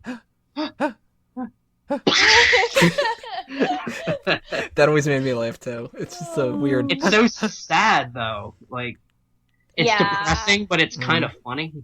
But it's redemptive, too, because this guy built the thing that destroys humanity, and he sacrifices his life for it. Yeah. He realizes he clutches onto the trigger, and he's just kind of like, I'll do it. I'm fucked anyway, but I also kind of deserve it because I did this. And I do hate his wife, though, how she's just kind of like, Jesus, Miles, oh my God, aren't we changing the future now? And he's like, yep. Like... I always kind of liked how she freaks out when he starts slicing the skin off his arm. Yeah, she doesn't even know what's coming next, but she's just right. like, he's cutting his arm. Ah! Yeah, like, what would you think? That guy is doing that to himself? What is he gonna do that? Like, what is he gonna do to me then? Right. Right. Little Danny sitting there playing with a remote control car, but you don't see the daughter, because the daughter's only in a deleted scene. So it just becomes like Danny, and that's it, the only important one. But there's a really good set of sequences with Cyberdyne. There's the payoff of the whole thing with don't kill anybody, where he does the whole, that's a war zone down here. A great scene with the minigun, which that's actually a real minigun that he was just carrying. Like, they needed like 4 people to lift it up, but Schwarzenegger could do it. Of course he could. Nice. He's fucking Schwarzenegger. Great scene with that. There's another funny line that's one of my favorite lines out of any movie ever, which is when they take the security guard, the watchman, and they tie him up in the room, and then the other security guard comes and he's like, Gibbons, come on, man, you can't keep leaving the desk like that. Yeah. Oh shit. Poor old Gibbons. Reminds me of the guy from Jurassic Park. I always just know him as Newman. Oh yeah. It's like you can't. Yeah. When Samuel L. Jackson rolls up, workstation, and just knocks everything over. Dodson, we got Dodson here. See, nobody cares. There's a great part, the whole "Trust Me" scene, where he kneecaps all the guards and stuff, all the SWAT team members, and but that's another good thing where it goes to show you that the Terminator is actually starting to learn stuff, because he smiles when he says "Trust me." Yeah. So that's the payoff of the smile moment that got deleted, and good callback with the whole "get out." I love how they do that. And I'll be back, of course, comes back, and it's the iconic line. Before it got just fucking overplayed. Yeah, even in Terminator 3. Yeah. Then they're just forcing it. So what do you guys think about the ending being in the molten steel factory? Oh my god, that iconic T-1000 death. You know how many things have been ripped off from that? It's horrifying. He swallows its own head. Right. And the sounds it's making, that screeching. It's like, it's probably never been... I don't know. I don't remember the backstory on it. But isn't it the first T-1000? It's not like there was a ton of them. Wasn't it designed... So. It was designed specifically to go back. So it probably never has experienced death. That's kind of weird to say, but yeah, it probably didn't know this was an option. Right. Well, it is no option. I mean, they're gonna keep doing it until they're dead. But I always wondered, did they ever use that vat for anything else later on? Like, is there like a T-1000 built into some bridges or something? Because they didn't extract it. And what did they do with the leftover arm? Because Arnold's arm gets chopped off in the one gear, and they don't throw that in the molten lava. No, lava. It's not lava. The molten steel. Right. So I always thought that would have been Terminator 3, that they found the arm. Yeah. That makes more sense. There's no chip, which that's kind of fucked up. But Which, I mean, would there be... Like, the thing is liquid metal. They don't even go into how a chip would even be in there. There's got to be some kind of core to it, but like there isn't. So I don't know like how the thing's even functioning. I think at that point that's because they're like, it's a movie, you know. Right. like not that it was so realistic in the first Terminator, but now they're like, all right, it's a liquid metal Terminator.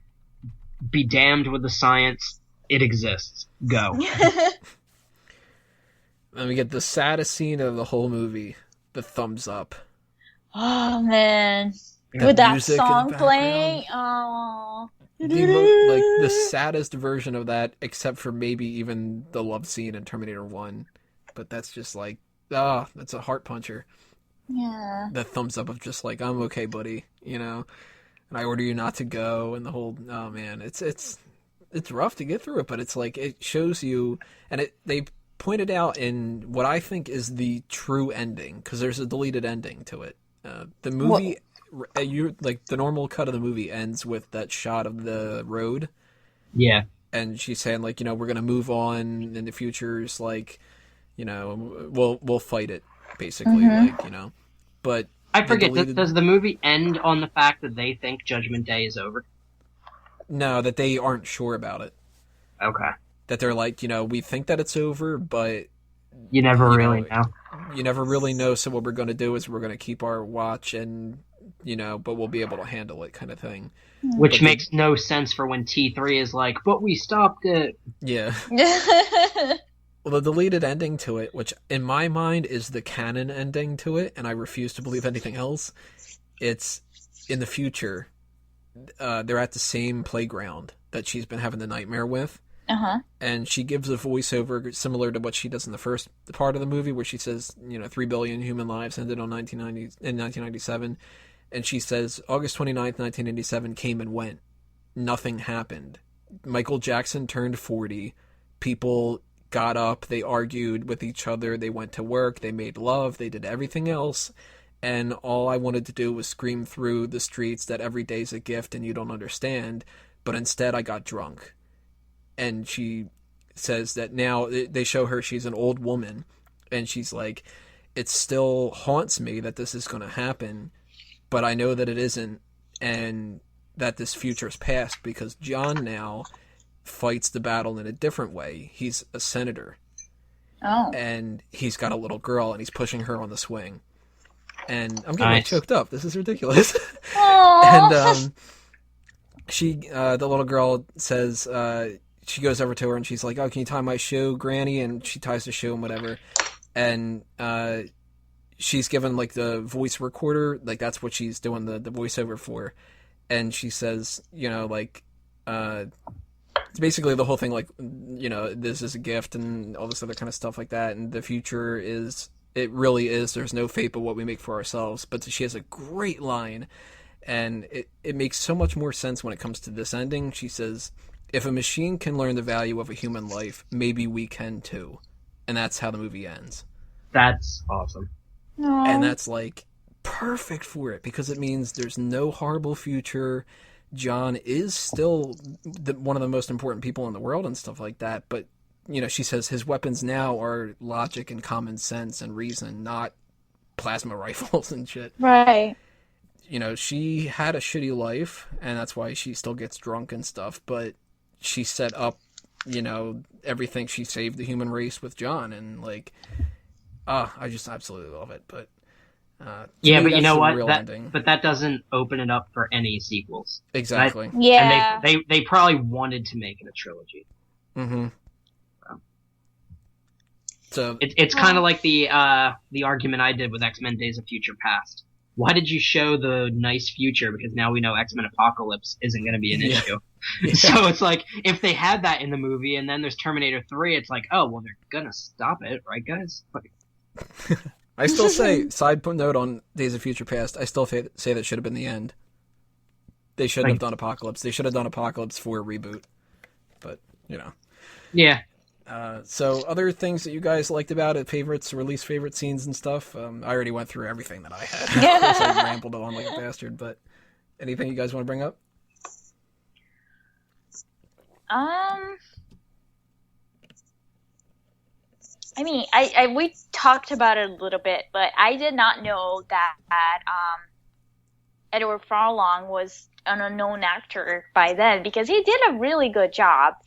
And I just really like his whole interaction with the Terminator, because he's still a kid, and like the scene with the 80s strong guys who first want to protect him, and then the blonde one gets mad or whatever. Like, that's such a cool scene to me, because it's almost like, oh, this little kid probably got in trouble in school, and he never had a chance to really stood up to, like, the big guys, and now he has a freaking Terminator on his side, and he can get away with anything. This guy, I can't believe him. He's calling me a dipshit. I think that, I mean, again, it's a great movie. It has, I believe, the right amount of story and action, even when, action-wise it drags down a little bit, like you guys mentioned. I think that's still good, because we get a chance to see all the other sides and get to know the characters a little bit more, even though, we feel like we do know them. But there's so many layers to Sarah Connor that I just feel that moment, like, I really loved it. And I mean, yeah, it's probably one of my favorite non-horror movies ever, which speaks a lot, because I'm very biased to horror movies in general. And yeah, I did cry at the end. I cried when he said the line about, "No, I know why you're crying." It's just, oh man, it's not a lot of action movies nowadays can do that to you, and that shows how strong it is. You reminded me of another little side note. That scene where they're driving in the car and she asks him about Miles Dyson. Mm-hmm. And he starts talking about, this is what happened at Judgment Day. They shot missiles at Russia. And he's like, oh, isn't Russia our friends now? And then Russia fires back. Arnold couldn't remember it.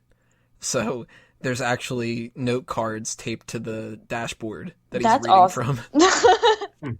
Because he just couldn't remember all the shit. Arnold. What about you, Sam? Any favorite or least favorite parts that we haven't talked about? Nah. My least favorite is probably that cringy scene where he's, like, standing up to those two guys. Just because he knows the Terminator's there. Like, it's a cool scene, but it's a cringy scene. Like, I'm watching it like, oh man, who wrote the dialogue here? but then okay. Like...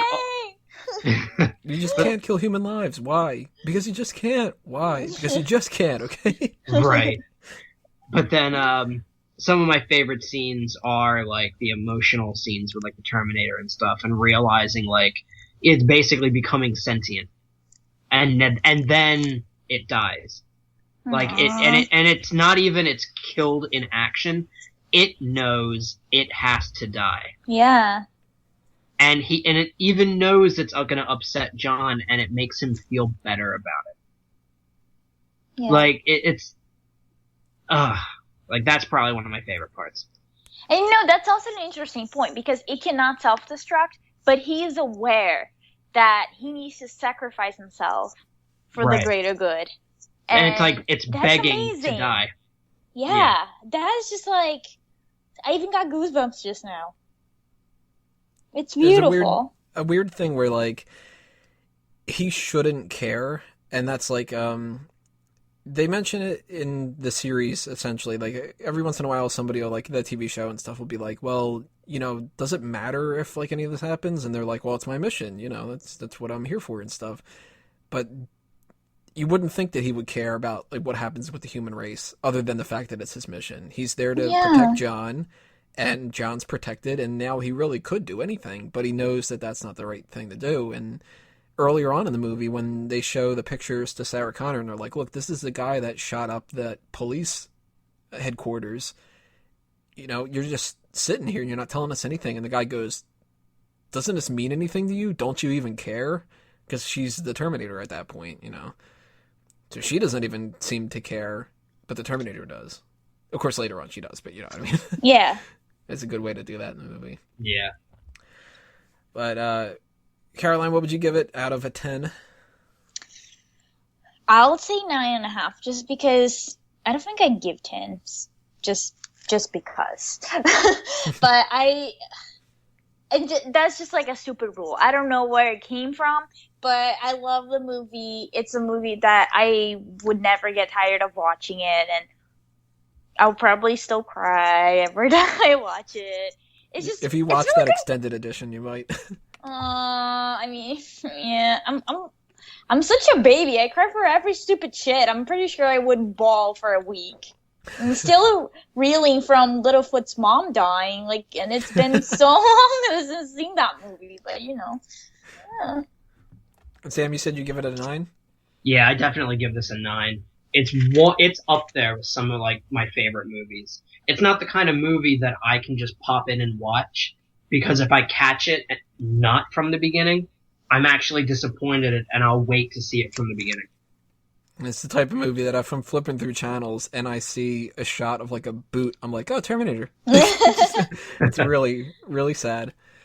But speaking of sad things, I know why you're crying, and it's not because the Terminator's gone. It's because Terminator 3 is next on our list. Oh, God. Unfortunately, we do have to talk about that one, so stay tuned. We will be back with Terminator 3, Rise of the Machines. So T1 gets a score that's very high up on our list. T2 gets a score that is almost perfect. T3. I'll just say it right now. I'm giving it a 3 out of 10. And the main reason I'm giving it a 3 is because, oh, look at that. Wouldn't it be fun if I gave T3 a 3?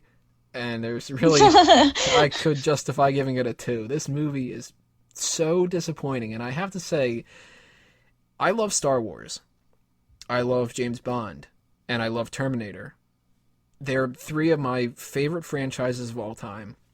When I see something like the prequels, a lot of people are like, that ruined Star Wars for me.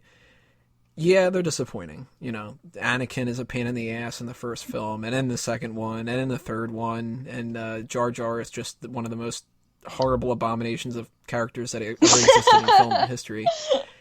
And I look at James Bond, and when they first announced Daniel Craig, I was like, oh god, this guy's going to be a terrible Bond. I ended up liking him, but I like him. Quantum of Solace is probably the worst Bond film out of the modern ones. Well, no, it's definitely the worst out of the modern ones. I even would rather watch Die Another Day. But Terminator 3 is the most disappointing movie I have ever seen in my life. I actually went to see this movie 3 times in theaters. Oh my god. I paid twice and I snuck in once, I'll admit it. Because the second time I went, I have to go see this movie again. It can't be as bad as it was. For my favorite movie of all time to have a follow-up that's that bad, I am going to force myself to like this thing. Oh. Never worked. Because this movie is so bad. And there was similarly, I was 13 when the movie came out, and when I saw it the first time, this is actually a similar reaction that I had with the Star Wars prequels. I saw this movie the first time, 13 years old, and I'm like, oh my god, that was so cool. Then I see it a second time, and I'm like, wait, that doesn't make sense. Wait, that doesn't make sense either. Why are they doing this? You know what, on second thought, that doesn't work. And it's like, by the time I saw it the third, fourth, fifth time, I'm like, this movie is garbage. Mm-hmm. Utterly, it's a travesty. And it's not even that it's a bad movie in the Terminator franchise. I mentioned the James Bond ones. On Her Majesty's Secret Service, to me, is one of the worst Bond films. It's hard to get through. They've got that annoying Christmas theme music in the background, and it's not even good Christmas music. It's where do Christmas trees grow and shit. That's a bad Bond film. This is a bad movie. Yeah. Right. And it's gotta be because it's not James Cameron. And it's not that, like, that there's, you know, only one good director out there. But the fact that James Cameron did the first two, and he put a lot of effort into it, and he thought about things like the lighting in Terminator 2. The reason why everything's blue-tinted is because they wanted to make it cold and mechanical. They didn't think of any of this stuff in this movie. They thought of things like, wouldn't it be funny if we had a bunch of gay jokes? Wouldn't it be funny if the sound effects are a bunch of clanking metal things? And, you know what would be even cooler? What if the Terminator was this chick? And, a very hot chick. And she was, like, super fucking hot, and she made her tits bigger in one scene. It's like, oh, God, man, like, immediate disappointment from the beginning of the movie. I actually, for the longest time, and well, actually, until we decided to do this podcast, I actually thought that the third Terminator was a parody. I didn't think that it was just like, I'm not even joking, like, until you guys were like, okay, let's do this, I was watching, like, oh, it's actually a part of, oh, okay. It reminds me of parody. It reminds me of the Brady Bunch movie. Where, like, at first I'm like, oh, well, this is, like, real, right? And then you find out, oh, that wasn't real? This is like, please, God, don't let it be real. And they're like, no, it's canon, and you're like, damn it. I mean, you start off a movie, when they were advertising this, they advertised it, Terminator 3, Rise of the Machines, like, all shit's gonna go down, and I was like, fuck, yes, that's so cool, they're gonna finally do Judgment Day. I'm sitting there in the movie theater, and the very first thing is this sound effect of this depressing drone music instead of the opening titles from the first one. They don't have the main theme. So immediately I'm pissed. Because something that bothers me about the Bond series that they're doing now, they don't start off with the gun barrel. And every Bond movie that doesn't do this, I get, like, I literally, when I went to go see Skyfall, my girlfriend at the time, she turned around and she looked at me and she noticed I squirmed in my seat that they didn't do it. And I'm like, do the gun barrel, damn it. Like, you know. Right. And in this one, I'm like, you're not doing the Terminator theme? Why aren't you doing the Terminator theme? What is up with this depressing music? And it's not even that the music was depressing, like, to try to make you feel depressed. It was just, like, this...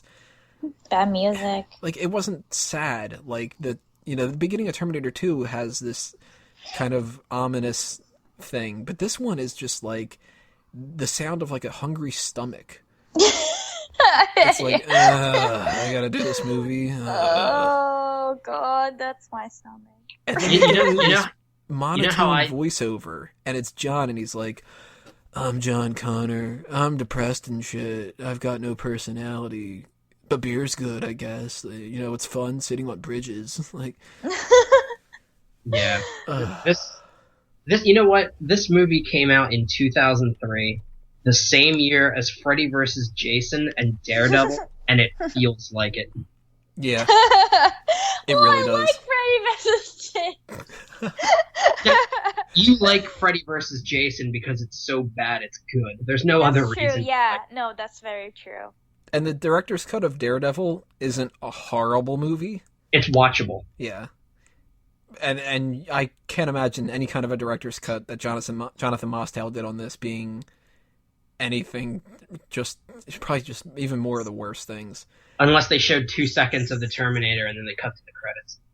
Yeah. If they show the very last scene of the movie and that's it, then that's amazing. But we'll get to that. Another thing that bugs me about this movie that just goes to show you how little effort they put into it. John says in the opening, or it might not even be the opening. No. Yeah, it is. It is in the opening. Okay. So that's how much I know Terminator 2. I can tell you about aluminum foil in the background and shit. Right. But I don't remember what scene he says in this one. He says they sent a Terminator back in time when he was 13. No, they didn't. They sent it back when you were 10. It shows it on the goddamn screen in the movie.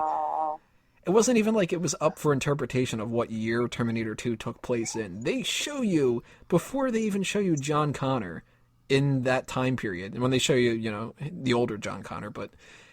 T-1000 opens up the police computer and it says John Connor, age 10. And the fuckers that did Terminator 3 went, he was like 13 or something. Right. That has to be what they did. There's no other explanation. Where they're just like, how old was he in the previous movie? He had to be a teenager, right? Like maybe 13. All right. And there's another line in there where they don't know what the hell's going on. Now, I have a subcategory of my notes here called John is an idiot, and we'll break that down. But he says in one, Arnold says in one line, that was a different T-101.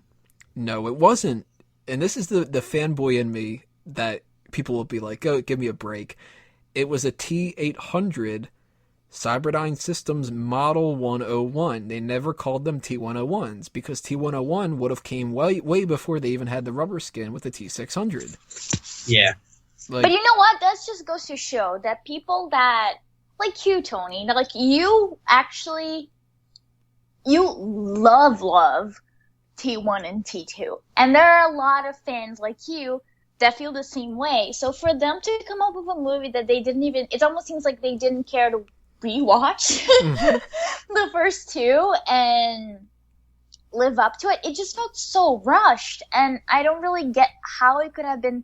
Like, I understand movies like Saw that just got worse and worse and worse because they just had to like spit out a movie every single Halloween because they had a contract. But how many years? This was like 2003, right? 2003, and Terminator 2 was 1991. So yeah, so it's not even they had time. You know, it's not like they were under contract and they just had to they had 6 months to get everything ready. So it's just that, and that's why I thought it was a parody. I thought it was just like a huge slap in the face of real fans, and just I went on IMDb to look up some of the quotes in this movie, and I've got 3 that on IMDb are actually right in a row that are perfect representations of what this movie could have been and what this movie ended up being. One is the TX, and she shoots that woman and goes, Catherine Brewster, and then she tastes the blood and goes, no. Like, that is actually, to me, kind of cool. Yeah. Like, it's sick, but, like, it's mechanical, like, it would read the DNA. That, to me, is cool. Then there's gas station cashier. Hey, are you gonna pay for that? Terminator. Talk to the hand. And then the other one here. This just shows that John is not John Connor. And the Terminator goes, you cannot self-terminate. Says, no, you can't. I can do anything I want. I'm a human being, not some goddamn robot. Terminator. Cybernetic organism. John Connor. Whatever. Either we go and save her dad, or so much for the great John Connor. Because your future, my destiny, I want no part of it. I never did. Which I'm pretty sure is not true from T2. Like, not that he wants to be it, but that he was prepared. That if he had to, he was prepared. And then the Terminator. Based on your pupil dilation, skin temperature, and motor functions, I calculate an 83% probability that you will not pull the trigger. If this is supposed to be John Connor, you're goddamn right he would have pulled the trigger if he had to. Yeah. If that could have stopped it, he would have killed himself. Right, but he was too much of a bitch. John Connor is a fucking moron in this movie. And he's not just a moron, he's a little pissant douche. Yeah. He's so unlikable. Like, you're supposed to believe that Kate and him get together? Why the hell would she ever want to be with him? She's going to get married to this guy who seems like a nice guy. Scott's just kind of like, you know, hey, let's go shopping for stuff. I hope that your dad comes. You know, he's a good-looking guy and stuff like that. No problem. And then you see John, and he's like, he breaks into stuff, and he does drugs, and he's like this grimy little wimp, and he complains the whole movie. He doesn't know what the hell's going on. Like, the first time that they show him meeting the Terminator, he says, "Are you here to kill me?" No! If he would have been there to kill you, he would have done it already because you sat there and stared at him. Right. John figured it out in Terminator 2 on his own. Don't get this the wrong way, but you're a Terminator, right? And he didn't see any metal or anything. But he goes, this guy's a Terminator. And this one, there's a Terminator coming at me. I should stand there still and just be like, dude, sucks. And another one that annoys me to no end is when they're in the car and they're like arguing with each other, and he's asking the question, what was it he was asking? It was like remember me? Well, it was when the Terminator goes, it was Catherine Brewster who reprogrammed me and sent me back through the time displacement field. And he says, "Why didn't I send you back? I'm not authorized to answer your questions." So then Kate says, "Why didn't he send you back? He was dead." It's like, so wait a minute. In the first two films, there's no mention of John Connor being dead, so I'm assuming that this is in the future from when they send them back, that John Connor ends up getting killed. Mm-hmm. But now his wife, apparently the second in command of the Resistance, that we have not heard of before now, is suddenly prominent. It didn't make any sense to me.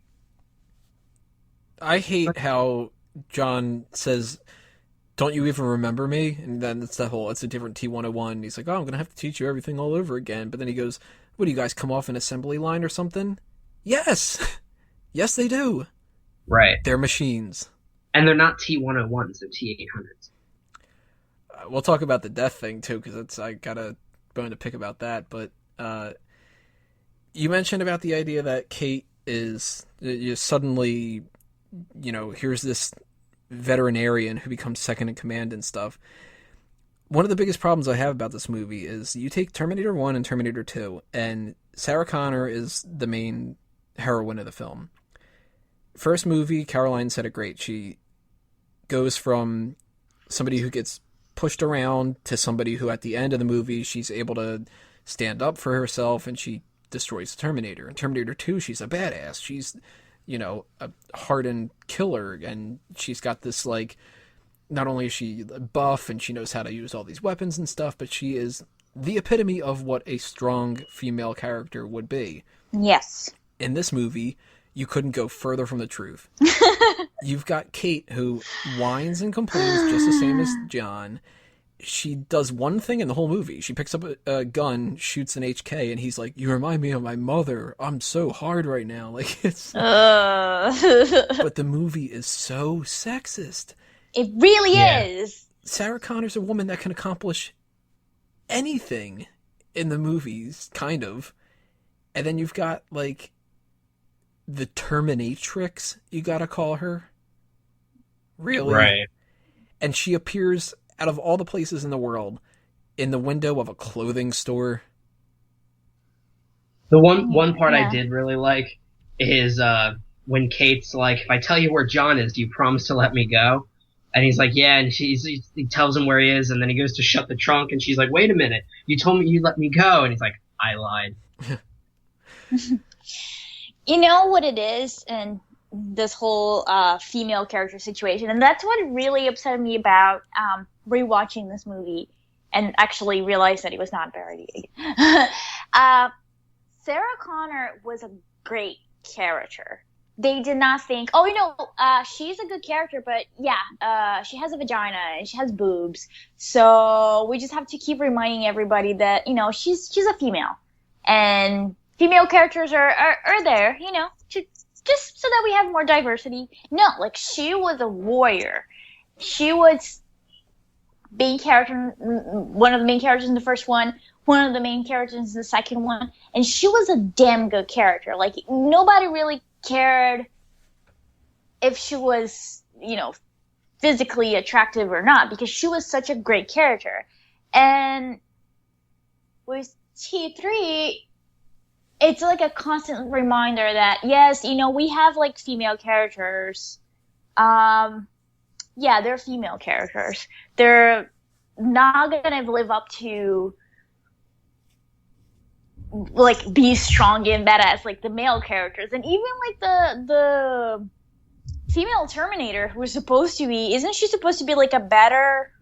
Yeah, she's the most advanced Terminator you can possibly get, because she's got the T-1000 stuff mixed in with weapons and... Right. And then instead of being wow, wouldn't it be cool if we had this badass Terminator and it was a woman and, she would kick ass? They make her, the first scene she's in, she makes her boobs bigger. And it's Exactly, and it's just come on. And I remember that when I watched it, there were girls in the movie theater, but it was a mainly guy audience. And I remember they were like hollering so much and making such a big deal because she appears naked.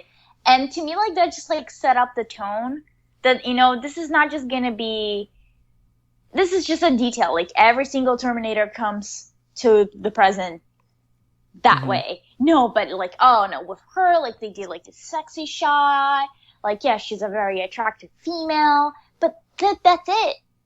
And that's no bueno, because even in nature, a lot of the female animals tend to be way crueler than the male ones. So it just had to be, no. There's a scene later on where there's a bathroom fight, one of my least favorite parts of this movie. And for some reason they felt the need to add it in there where she's walking by a bunch of mirrors and she checks herself out.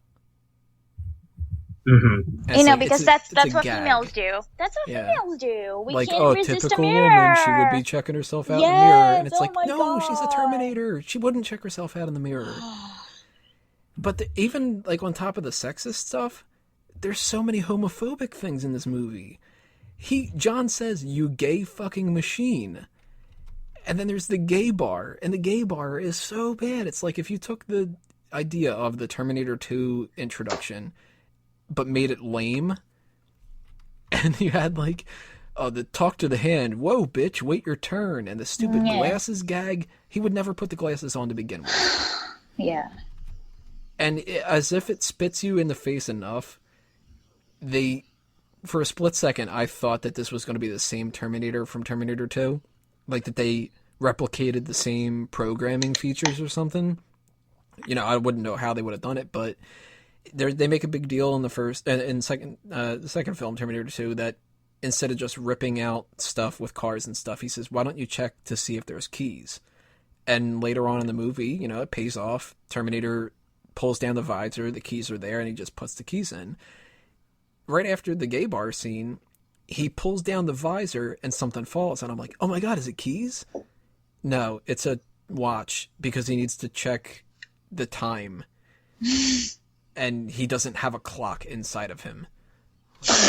Damn it. Like, yeah. So, bad introduction, bad music, bad, like, everything that they're starting off with. But then that takes us into one of the biggest set pieces of the film, and that's the car chase. I guess you could call this a fun fact, but there's nothing fun about this movie, really. That part where he crashes through all the glass, they didn't have the budget for it, and Arnold Schwarzenegger sponsored that himself, because he was like, that'll be really cool. So here's like a couple $1,000 to build it. Can I just say that part of me really wish you say that, pretending to be Arnold and doing like the accent that he does? That would be cool. There you go. I hate this action sequence too, though. Like, they get so much more mileage out of the T-1000 chase or any of the car chases, especially the car chases in Terminator 1, where you're just like shooting at each other and that's it. And in this one, they've got like the metal clanking sound effects of like when he hits the ambulance and he knocks it over, and it's just like clink. And when he gets hit with the fire truck, boink, like, oh, well, that'd be funny if he hit that, and you know, no, turn to drive, pull over, like that kind of stuff, and man, it just makes my blood boil. Like, I hate it. What do you guys think about the? Oh, actually, you know what? Before I even forget that, when I'm on the topic of sound effects, the opening shot of the Terminators from the future, which is not only the most fakest shot that you could possibly have gotten for the future, they've got the plasma rifles in there, and it's like pew pew pew. But what do you guys think about the car chase? Goes from having a police motorcycle to having a fire truck and having, you know, let's just take things to the next level. Like, yeah. It kind of felt to me that I was watching like Fast and Furious. There's like a mock-up version of Fast and Furious. Like, I even wonder if that year was the year of big car chases, or like something. They were trying to be better and bigger and faster and more crazier than the rest of them. And I remember that there was even like this joke among my friends is that like, oh, that's such an American movie. Of course they had a really big car chase in it. And it's sadly, it's kind of true. Like if you compare that to the motorcycle chase and the big truck on T2, like that was like over the top, but that was so freaking cool how they did it. And you know, having like that tiny bike and having this monster truck coming after them, like that was like simplistic in a way that they weren't jumping around, like changing a bunch of vehicles, but it was so much more effective and much more like heart racing than this one. What do you think about that car chase, Sam? The whole fucking movie is just garbage. Like, I kind of just, man, I'm like listening to you guys talk about it, and I'm just sitting here. I mean, I'm checking Facebook right now. I'm so done with this movie. Right. Yeah. Even before the car chase happens, there's something that I found out what that note was that I noticed ahead of time. I had a note written down here that just said "fuck off." Oh yeah, I was gonna ask you about that note. I figured out what it was in reference to. It was the part before that happens when they're still in the animal hospital, and it's the very first time that the two Terminators fight with each other. Arnold Terminator, the T-850, or the T-101, you know, whatever. You mean to tell me that the fucking truck bounces that way and hits the TX and not Kate? That's a good point.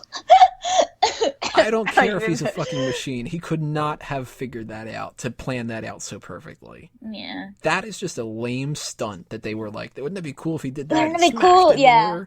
And then out of all the places where he runs into her, he smashes the TX into a building, which pushes another car into a set of propane tanks, and it explodes. Unnecessary explosion.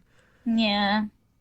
Don't you think like that was the case with this movie? Is they were literally thinking, wouldn't it be cool if? Wouldn't it be fun if? And kind of like storytelling or trying to provoke any emotions other than having the audience go like, oh my god, that's awesome, which I don't even think they really accomplish unless if you're the kind of person that really loved the Expendables and thought that was like Oscar worthy, like you probably love this movie too. Maybe not, maybe even not. But I feel like that was the case with this movie. It was like, oh, let's just like put a lot of like cool, like macho stuff in this movie and go with that. It's another example of that is when she kills the fiance and she just twists in the bed. Oh, like, yeah. Something out of Exorcist. Yeah. It's pointless. She wouldn't have twisted around. She would have killed him immediately. She wouldn't have sat on the bed. Yeah. You know, unnecessary horror thing like that. Is it like, what can we do to make it big and crazy and over the top? And it's not what Terminator is about. Like, it's such a dystopian future idea, and the whole idea that humanity only has this one little hope that for some reason the villains from the future keep finding different ways to extinguish, and it's all we got. You know, it's just like one person that can change the whole thing.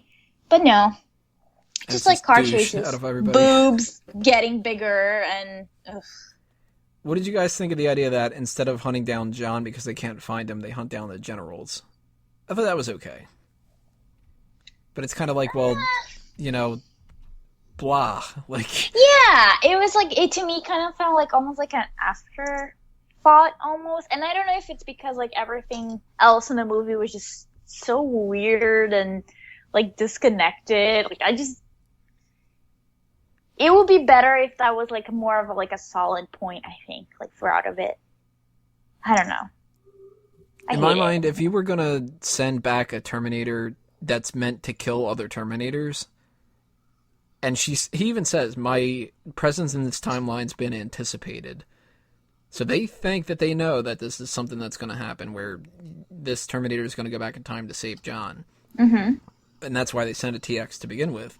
But if you're going to do that, and you decide, well, we'll just hunt down the generals, wouldn't you send like 5? Yeah. Yeah, or at least like a really amazing one that wouldn't spend time looking herself in the mirror. Right. It really makes not a lot of sense. It's like one of those movies that you watch it and you're eating the whole entire time, and it's okay if you have to use the bathroom because you're not gonna miss anything. Yeah, you just might miss some gay jokes, and that's about. And not even like good jokes. No. Bad. Yeah. You're gonna miss things like Arnold putting his head back on. Yeah. And one of the stupidest parts of the movie where the TX has corrupted his system, and he decides that he's going to kill John, but he can't, so instead he takes his frustrations out on a car. That's what you do. A car, I wanted to kill John, but I want to save John, and fuck this truck. So dumb. Yeah. If he was not able to fight his programming, then, wouldn't he be able to fight the programming that Skynet originally had when the humans override him? Yeah, exactly. But it's just like, they didn't even get John's age right. Right. They would not think of that detail. If I remember correctly, Sam, I think that you and I had a discussion about this with Amazing Spider-Man that made me think of this afterward. Speaking of things that they don't get right. First movie, Kyle Reese says to Sarah Connor, "Come with me if you want to live." Second movie, in the hallway of the hospital, Terminator pulls Sarah, puts his hand out for Sarah to, be pulled up off the ground. "Come with me if you want to live." Terminator 3, "Get in. Do you want to live? Come on." Yeah. It's like they went out of their way to avoid saying it, just the same way that in Amazing Spider-Man, they went out of their way to not say with great power comes great responsibility. It was right. Like, when you got great power, there's a lot of things that you need to do, responsible things. And I don't think he ever said, "I'll be back." I know he said, "I'm back." He said, "She'll be back." And that is like, fuck you. Right. For doing that. I would rather sit there and watch the movie and go, man, they really forced the "I'll be back." All right, whatever. It's part of it. But then the "she'll be back," it's like you said, you went out of your way to not do it. You did it without doing it. At that point, don't bother. And there's not even good dialogue in the rest of the film. No. There's one line. Actually, no, there's two. I'll give him credit. There's two lines in the film that I like. One of them is when John is sitting there. It's after my least favorite scene of the movie, where they're in the shopping for the supplies, and they got that song in the background. That funky man, funky shit.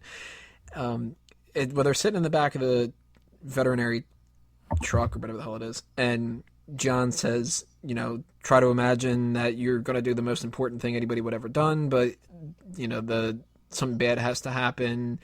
The things that you love, it's not going to last. It's like, okay, that's a roundabout way of doing it, but it's not too bad.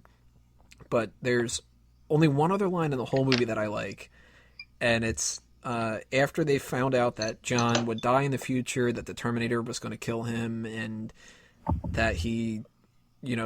this is like the setup for that kind of stuff, but they're a married couple, and they start kind of flirting with each other and stuff. And if you hear a thunderstorm in the background, the storm's coming. Oh, that's so cool. Oh, yeah. Coming over here.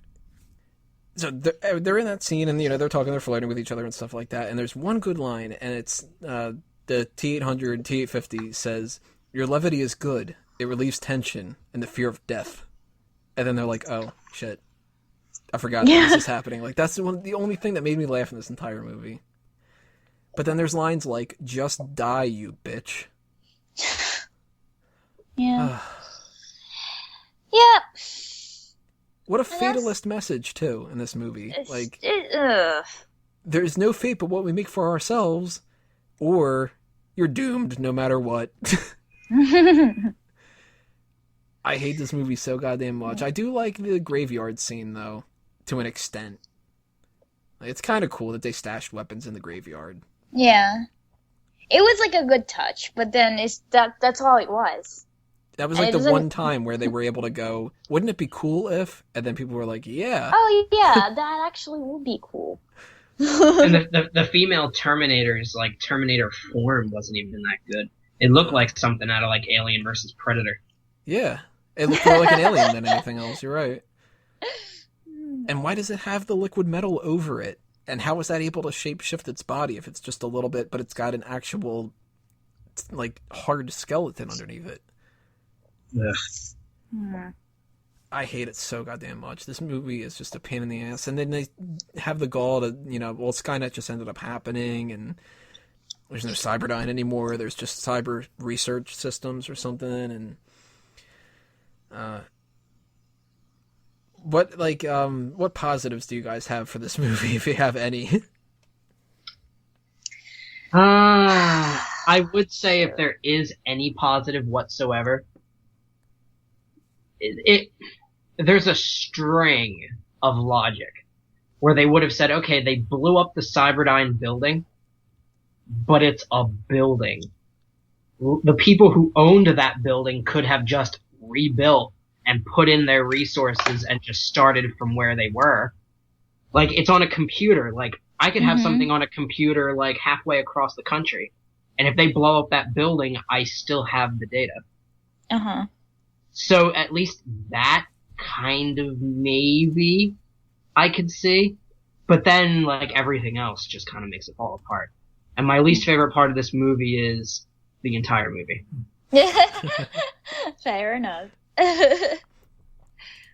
What about you, Caroline? Well, for me, and this is...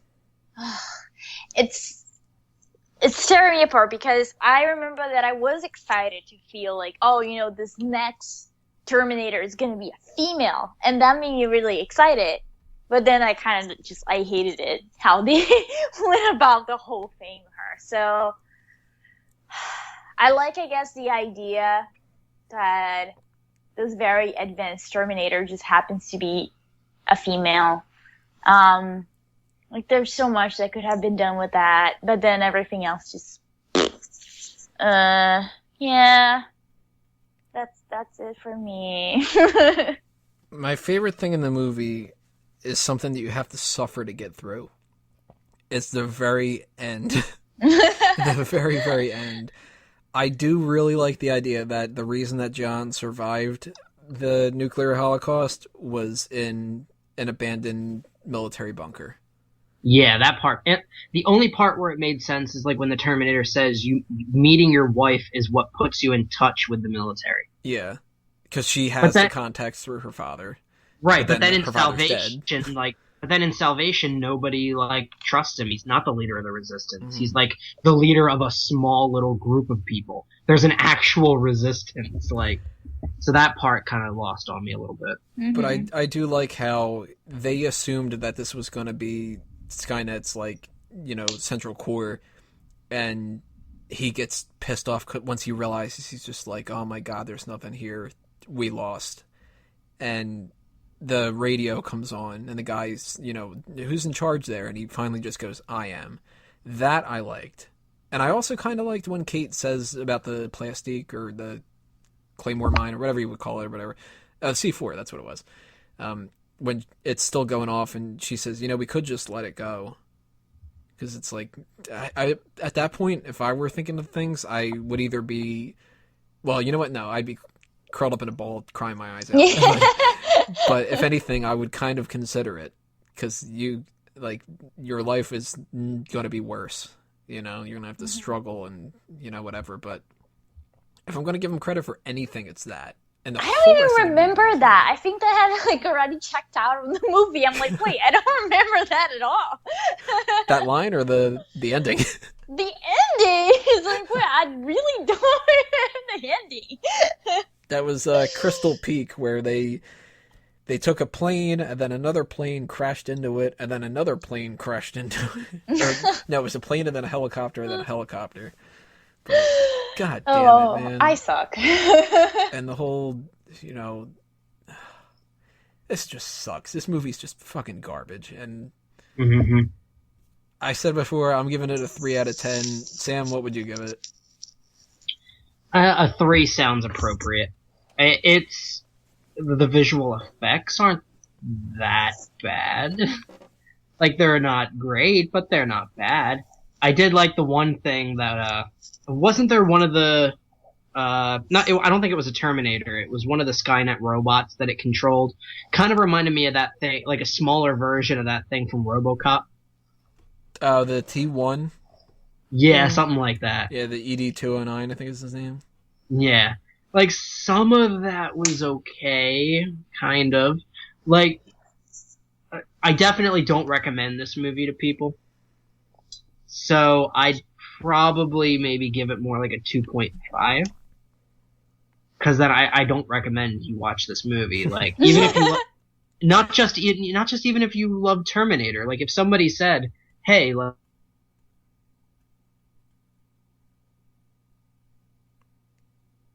I think we might have lost Sam there. Yeah, I was like, did I My lose my everybody? power is kind of flickering in and out, so we might end up having a problem with that. But I agree with Sam, though. I mean, I think basically what he was trying to say is I don't recommend the movie and stuff. It's going to see if we can get Sam back on here in a second. In the meantime, though, Caroline, what would you give the movie out of a 10? A 1 because I don't think I can. I don't remember the ending, so maybe I fell asleep. And then I really hated how sexist it was, and even for my uncle, who bless his heart thinks that Expendables is just the best movie in the world, I wouldn't recommend this one. So it's shit. Like, I wouldn't watch this movie even if I needed something to watch while I was getting like a bikini wax done. Like, it's that bad. Don't watch it. It's Which bad. one's more painful? That's the problem. You know what? I think the bikini wax is less painful because it's over in a few seconds. Yeah, and this one takes 2 hours. Yeah, and and you actually get something good out of the bikini wax. Like, it looks nice. But this one is just like, you're just like dumbfounded. You're kind of mad that you wasted your time watching it. Although there are parallels. I mean, it's like you ripped out the heart of... Well, Tony, I don't know if you know a lot about bikini wax. Well, if they're ripping out hearts, they're doing a terrible job at a bikini wax. Yeah, but, right. But there is ripping involved. So. Yes, that's true. So that's it for Terminator 3. The hell with that movie. Screw that. But we have one more on the list, and that one's a slight upgrade for that, so thank God. Terminator 4 is Terminator Salvation coming up in part 4, so stay tuned. Click on the next video. We will be right back with something that thankfully we'll have some more optimistic points of view about. Welcome back, everybody, to part 4 of the 4 Real Movie Club for the month of June, episode 15. We talked Terminator 1, Terminator 2, Terminator 3. Now we're going to just abandon the idea of something being Terminator 4 because they went, nah, I think I want to name it Terminator Salvation. Don't like the title. What do you guys think about that? Nah, because there was no salvation. No, far from it. Yeah. Nothing really like, got saved other than Kyle. Maybe it was like a salvation because Terminator 3 was finally over. Trying to save the franchise. Yeah, maybe it's like, oh. Hey, I'll give it this. It's better than T3. I'll give it that. It's significantly better. Oh, yeah. And it's still not even like a great movie or anything like that. It's just Terminator 3 is that bad. Yeah. No, I only recommend it for like the quality of special effects. Mm-hmm. Like it's a decent movie to look at. That's about it. Yeah. Sutton Worthington is really decent to look at. Like, hey. Oh, on our side of things, we got Moon Bloodgood. Yeah, she's gorgeous.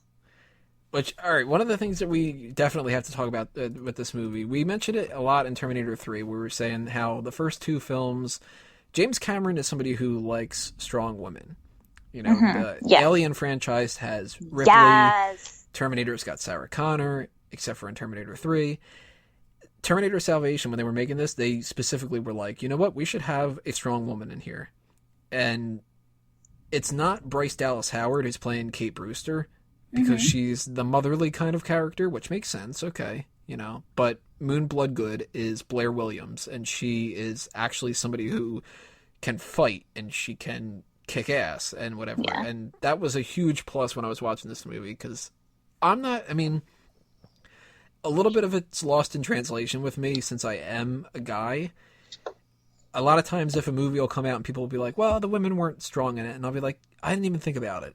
Like, because a lot of the times I don't think about any of that stuff. Like, and it comes from race too. I mean, a lot of people, they group it together. People complained about Heimdall being black in Thor. And I was like, you know what? I didn't even think about it until you said it. And people will complain and they'll say, you know, there's only damsels in distress in this movie, or there's that, what is it, the Bechdel test or something? That, to determine whether or not a film is sexist, you have to take that there has to be at least 2 female characters that are in a scene by themselves without any men, and they have to be talking about something that isn't, like, talking about the men. I forget exactly how it goes. Oh, I didn't even know that. It's this whole, like, you know, how to judge if something is feminist or not or whatever, but, like, this movie doesn't have that, really. I mean, it does to an extent, like, Blair and Kate talk in one scene, you know, that kind of stuff, but just the fact that Terminator 3 was so piss poor about it, they needed to make sure that they made a conscious effort to do it in this one. To just prove that, like, the franchise that's not lost on them, you know? Right.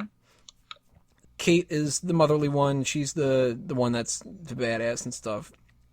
What do you guys think about Blair? Is that somebody who she lives up to the idea of Sarah Connor, or was she just kind of a, you know, filler replacement? Yeah, I think she was... Oh, sorry, Sam, go ahead. Sorry. It's simple. To me, it was filler replacement, and that's all it was.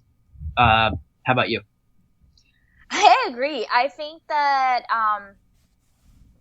she wasn't deep enough to measure up to Sarah, because we understood why she had that facade of being strong, and why did she what happened to her for her to get that strong. I mean, I didn't hate Blair. Well, I think the world ended. Oh. She has no mirrors to check herself out in, like, in Terminator 3, so she was like, I guess what else should I do? Fight people. You know. She wasn't bad. Like, she didn't take me out of anything, but she's not a character that I'm like, oh yeah, I'm gonna go home and burn some bras for you. Like, no. It's funny you mention that, though, because as sexist as Terminator 3 is, they filmed a nude scene in Terminator Salvation with Blair. There's a scene where she's with Marcus, and it's raining out, and she changes her clothes, and she takes her top off, and, you know, holds over her breast because she's, like, trying to block them, and then that's it. And they eventually cut it out, and they realized, and I commend them for it, it doesn't offer anything. Yeah. Like, there's no reason to show Moon Bloodgood's breasts. Right. Well, she's an attractive woman, and exactly, you know, that would be only like the only and, like, reason. The two sides of the argument, neither side even wins out, because the one is, well, it shouldn't matter. Don't sexualize women's breasts, and it's like, well, they are though. Like, yeah, maybe we shouldn't. Maybe that's a feminist argument for another time, but it doesn't matter. The fact that you're doing it isn't because it's a strong female and she shows her breasts, whatever. The fact that she was hiding them means she didn't want them to be seen, which means the scene itself is pointless. Yeah. Doing it. It's not a sexual scene. It's not an empowerment scene. It's, ooh, my breasts are out. Better not let the man see them. Like, so yeah, there's no point to it. And, like, the other side, it being, like we said, like, just cut it out. Like, even the feminist argument wouldn't even really be credible here, because they are sexualized. Right, yeah. Right, so I'm glad they cut it out. Not that it would have, like, oh, I would have hated the movie if they included that. But, like, I'm glad that they had the foresight enough to say, you know what, we shouldn't do that. Because I feel like that was never said during Terminator 3. Yeah. In anything, ever. No, yeah. Another reason why they did it, though, is because cutting that out meant that they would go from a rated R to a rated PG-13. Oh. So, Weren't smart both move. the other ones R? What was that? What were the ratings of the other two? They're rated R. Yeah, the other three, I mean, sorry. Yeah, they're rated R. Yeah, all three are R. I would have preferred it to stay R. Yeah. We talked about this on the Not Safe for Work group meeting discussion about the idea, does a rated R movie, does it immediately make it better or not? It's not that it makes it better, it's what kind of movie are you trying to portray? Like, what story are you telling? And the story of the Terminator is a story that is served for an R film. Exactly. It's violent. It's the idea of a horrible future. It's You're kind seeing of thing. death everywhere. Yeah. You know, but I mean, if it was just like for the boobs, I mean, it doesn't really matter. Right. Because I think that kind of, though, the rated R thing transfers better with the other films because you're out of your element and it's more frightening. Like, the first film's, practically a horror movie. Right. The second one, it's an action one or whatever, but it's still like, this thing's gonna come and kill you. And the third one is like, it should be rated R because that means less people are gonna go see it. And the third one was just a sci-fi movie. Yeah. But Salvation is a war film. And if they could get away with doing that in PG-13, I think it makes a lot more sense.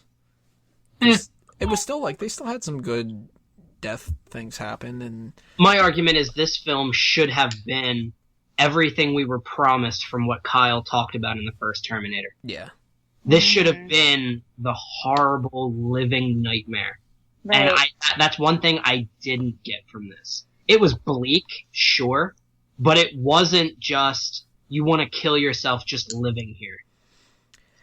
So, what we were promised before, the promise that the story essentially would go this way, and I'm so glad that they did it, and that's Kyle Reese is the target. Mm-hmm. Thank God they did that, because not only is Anton Yelchin, or Yelchin, or however you pronounce it, a good actor, but Kyle is my favorite character in this whole thing. He's got a better demeanor about him. He's a soft guy because he takes care of Star, but he's also hardened enough that he can fight. And he hasn't been completely hardened yet. Yeah, he hasn't lost all hope. Because he hasn't met Sarah Connor yet. Then he gets really hard.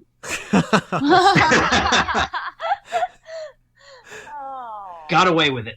Boom. Nice. 10 points. The actors in general are better in this one, though, than Terminator 3. I think. Yeah. Yeah, definitely. Oh, Sammy. Not you. Sam Worthington. Sam Worthington? Yes. Yeah. He's fine.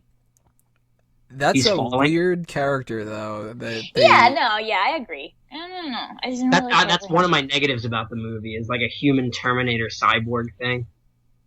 I don't consider it a negative. I'm so confused. Because you know what? Because John's like, and remember that scene where they're standing around and he's in chains and they're like, what do we do with it? Like, mm-hmm. John should have been like John's experiences with the Terminators have all been positive. I understand that this is, and he even goes back to the old tapes. And I loved that he went back to like consult with his mother through those tapes. And it's like, there's never any mention of this kind of thing. So it's something he has like no background with. He had no prep for this. But I feel like he still should have been the kind of guy who should have trusted it. Well, he does, but he doesn't. Like, he's been fighting them and he knows that the likelihood that there's a good Terminator out there is so far on the opposite end, but it's still part human, so he doesn't want to do anything. Like, right. That's why he's able to turn pretty quickly when Blair's like, no, he's a guy, and he's like, all right. Like, I also didn't like the whole Batman voice, John Connor. This is John Connor. And we're Christian Bale. Christian Bale's a good actor.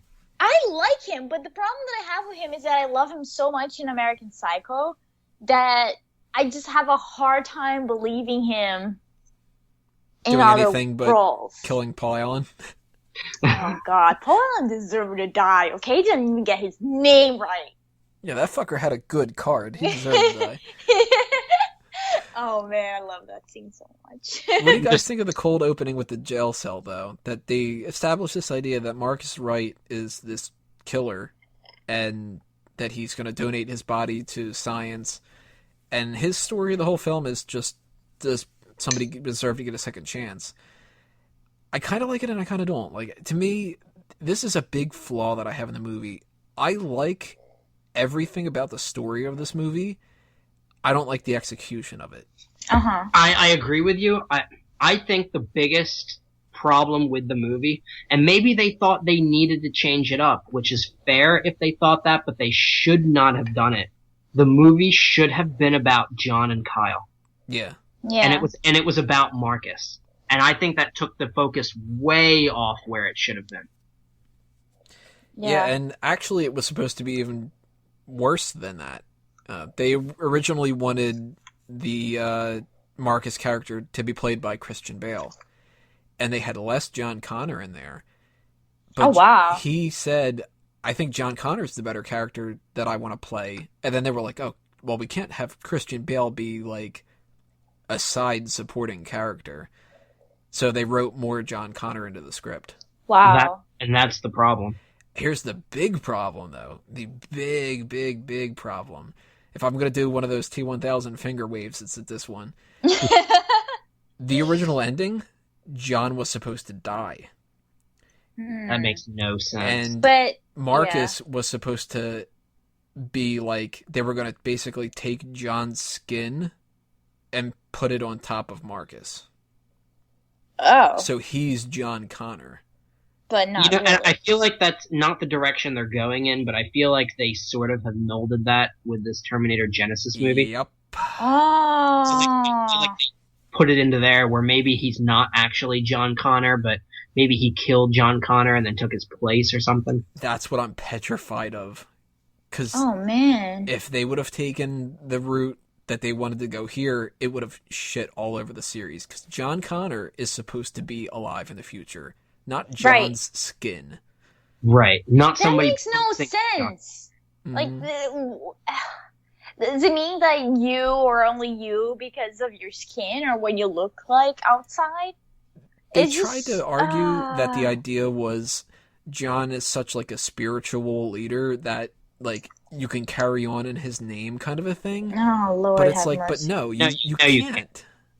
Like, if that was the case, then John could die in the past. You know what I mean? Yeah. Right. Anybody could have taken up the role. And it would mean that at this like timeline, the Terminator is the one that sends the Terminators back in time. The Terminator is the one that gets to know Kyle Reese. And when Kyle Reese in the first movie says, I would die for John Connor, no, you would die for a goddamn Terminator. Like, die for a robot.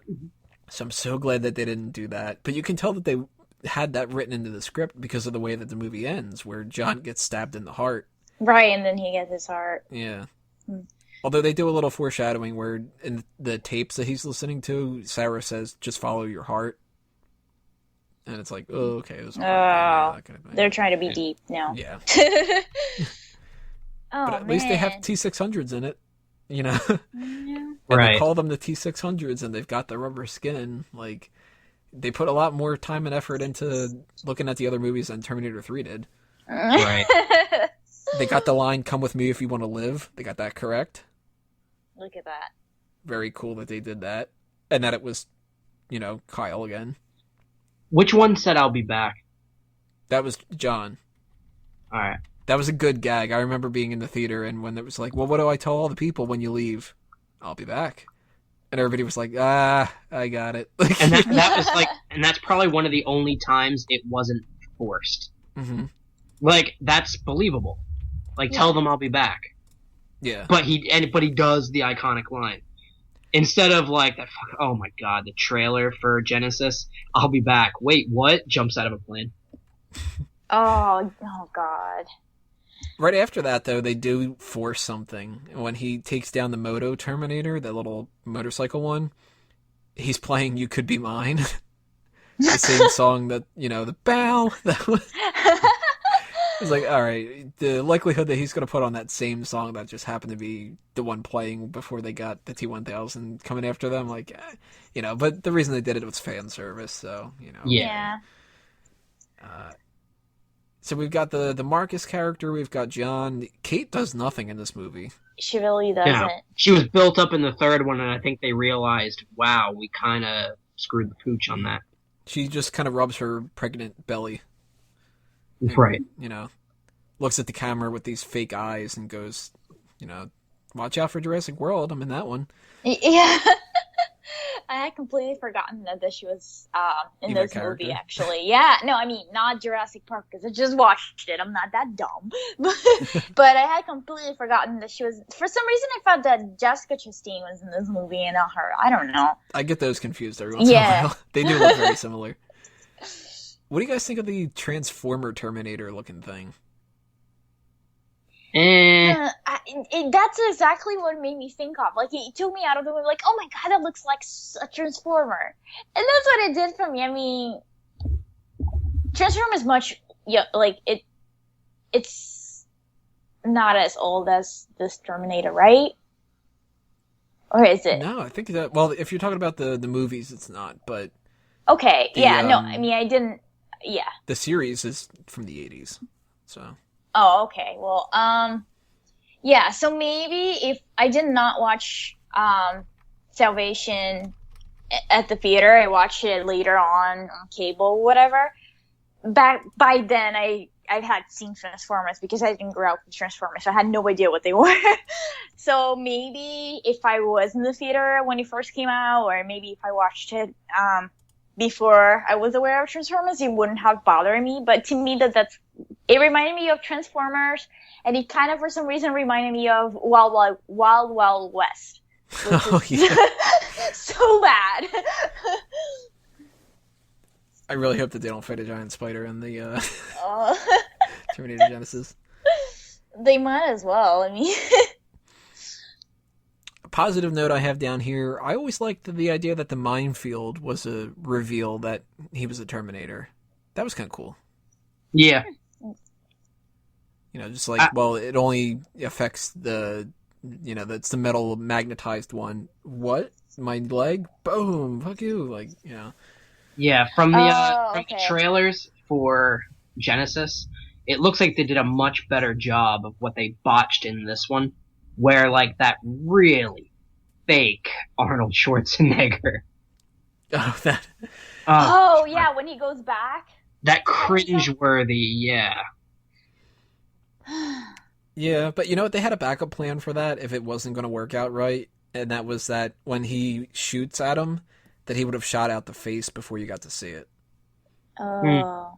Now, I did like the one thing. I think they tried to retcon everything, because it didn't, in this one, they call it the T-800 Model 101. Well, that's what it is. Right, but remember in Terminator 3, I thought they only called it a 101. Oh, yeah, well, that was the T-101 thing where they were like... Because they were calling it a T-101. It's a T-800, but it's Model 101. Yeah, they went back to the original one and paid attention. Right. Thank God. Even just the movie trailer for Terminator 2 tells you Cyberdyne Systems Model 101 T-800. So goddamn Terminator 3 didn't watch the fucking trailer even, you bastards. They really did it. They didn't give a shit. I'm telling you. Who directed Salvation?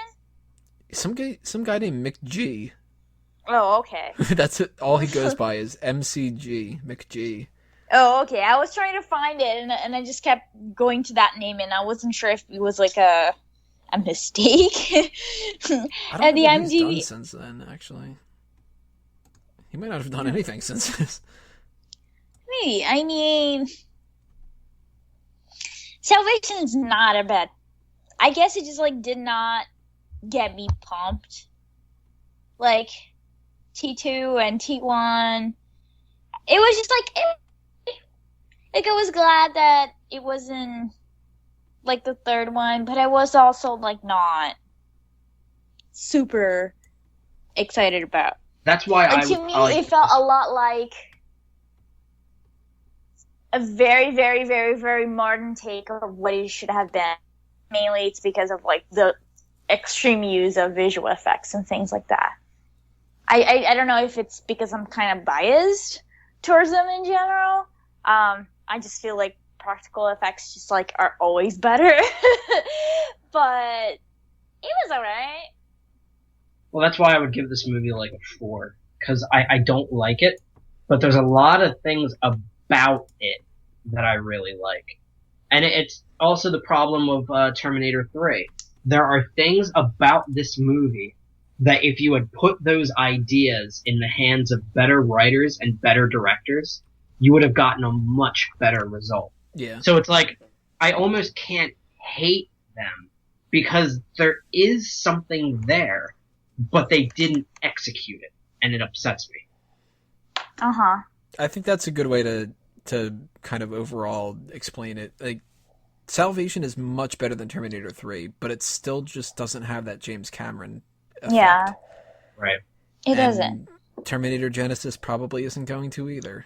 And that's why I'm going into this movie assuming that I'm wasting $15 and I'm going to be angry. So I'm telling you ahead of time, anybody who's listening to this and then going to the review point, unless that movie proves me wrong, that review point is going to be me going, and then this part, what the fuck, and then this part. Yeah. And I mean, it's the same director for that one who did Thor the Dark World, which had its problems too. So. Yeah. Yeah. So, well, I mean, we don't know, guys. We might be, like, pleasantly surprised. Like, you never know. It might be good, you know? Yeah, I mean, to be fair, like, I really was wondering about Jurassic World. And then I was, like, pleasantly, not that I thought it was going to be bad, but I thought this could be bad. And it wasn't. Mm-hmm. So this could be another case of, I think this is going to be bad, and then it turns out it's not. But, I mean, I thought the same thing about Terminator 3 when I saw the trailers, like, this does... And then when I saw the movie, it was like, no, this was a letdown. Then Terminator Salvation, it's like, maybe this one, and then no. So now it's the third time of maybe this one. You're jaded, yeah. Yes, I am. They've got an uphill battle. They do.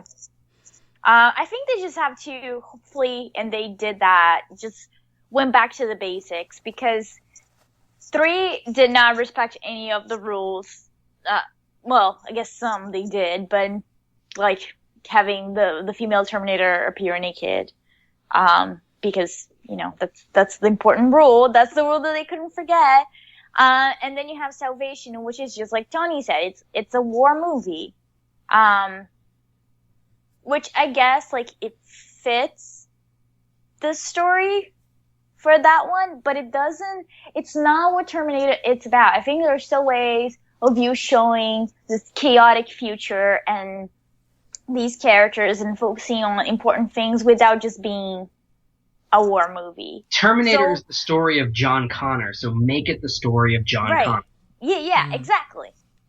If anything, it's the story of hope for humankind. That too. Instead of being like, wouldn't it be cool if this thing happened and, you know, whatever. And a little side note, I'm surprised that they've still not done anything in any of these movies where the way that they destroy a Terminator is through electricity. Because Terminator 1, it gets smashed. Terminator 2, they've got a reference to it where the T-1000 is smashing the Terminator and then impales it. But the way that they get around it is, you know, well, how does the T-1000 and the T-800 go down? Through the molten steel. Terminator 3, they just went, oh, yeah, fuck, whatever. But Terminator 3 could have had a really cool thing with that magnetic part, how it was kind of like sucking the skin away. They went with exploding the power cell. And in Terminator Salvation, the T-800 is back to being a badass. You know, it takes forever to kill this fucking thing. But then also, of course, they reference the idea like, you know, it gets the whole, we're going to smash it like in Terminator 1, we're going to do the molten steel like in Terminator 2, and then, you know, they just rip the head off. But what I think is really cool, though, in that last little bit of the scene, is when they go to fight it, but then they look and they realize, like, one of these things has been hard to kill.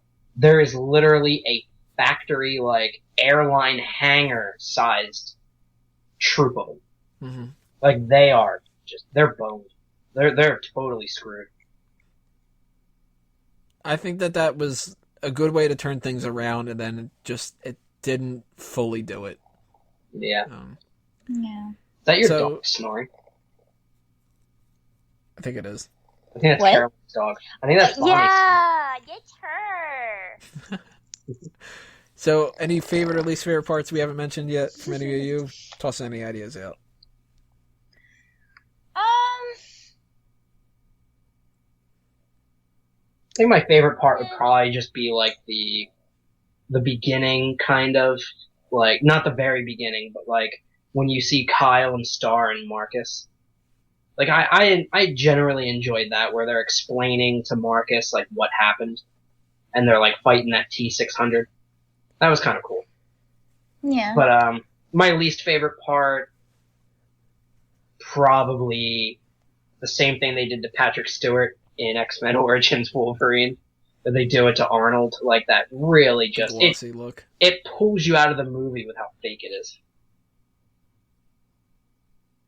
Actually, I say that's one of my favorite parts, even though it does look fake. Yeah. Well, the fight's good. Yeah. But I hate the, like, for as much as these movies make, like, to the production budget, I mean, like, you couldn't have put a little bit more time and effort into that. Yeah, that's true. I like that they tried, though, you know? Yeah. What about you, Caroline? Anything stand out?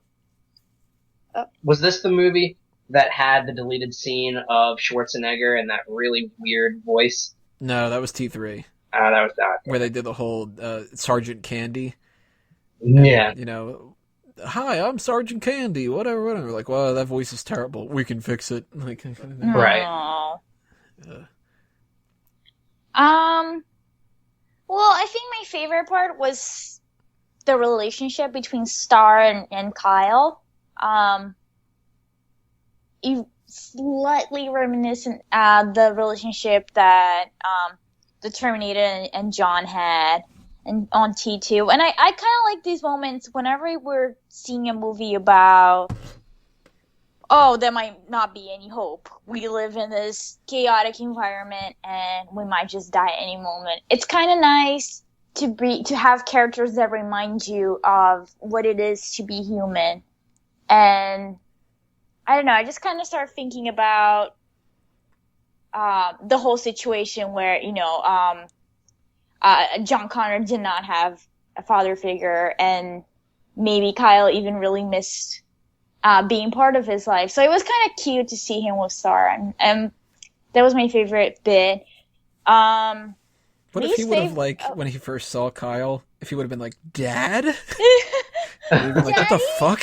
No?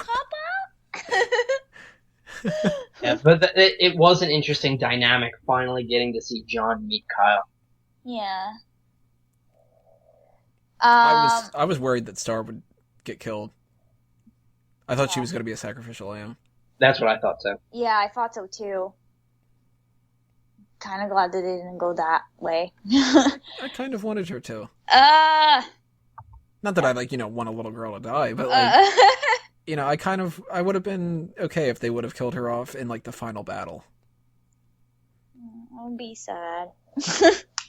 I was hoping that they were going to see, I think, wasn't there a plan for that they were going to find the time machine in Salvation? That would have been too early, I think. I would have been annoyed about that. Oh, yeah.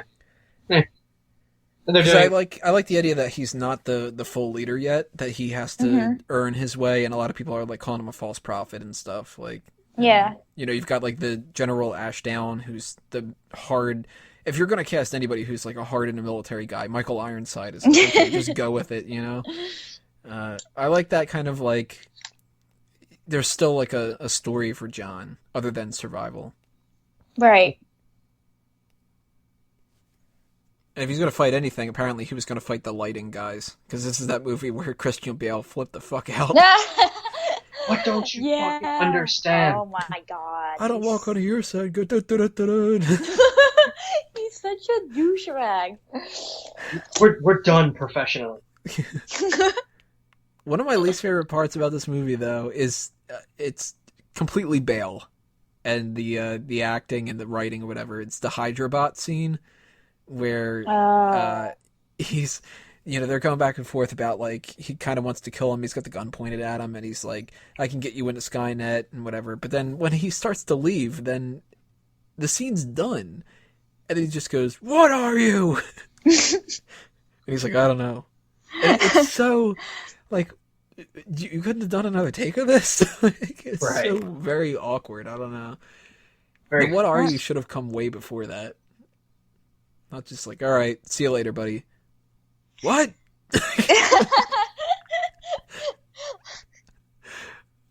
That's such a Christian Bale moment too. It's like he's always like building up to something, and then he just like erupts into mad anger. Where are the drugs going? That's the wrong movie, Christian. What is this? Where are the fucking lights? Where's the Joker? It's like, what's up with you, Marcus? I was in jail and whatever. You were in a padded cell. So, Rachel. Here's my card. Rachel, Kyle. 0 to 10, what would you give it, Caroline? 4. A 5. A 5. I didn't hate it. It's kind of like meh. I don't care. Kind of a movie. So a 5. Right in the middle. Sam? I'll give it a 4.5. I'd just nudge it to the scale of I don't like it, but I'd still recommend it to people if they like just a standard action movie. Like, not a Terminator movie, but if they just want to see, like, guns blazing and some storyline. Yeah, Terminator Salvation. Alright. I'll give it a 6. I'm a little bit more optimistic about it. It's, it doesn't compare to T1 and T2, but after the travesty of T3, I gotta at least double the score. Yeah.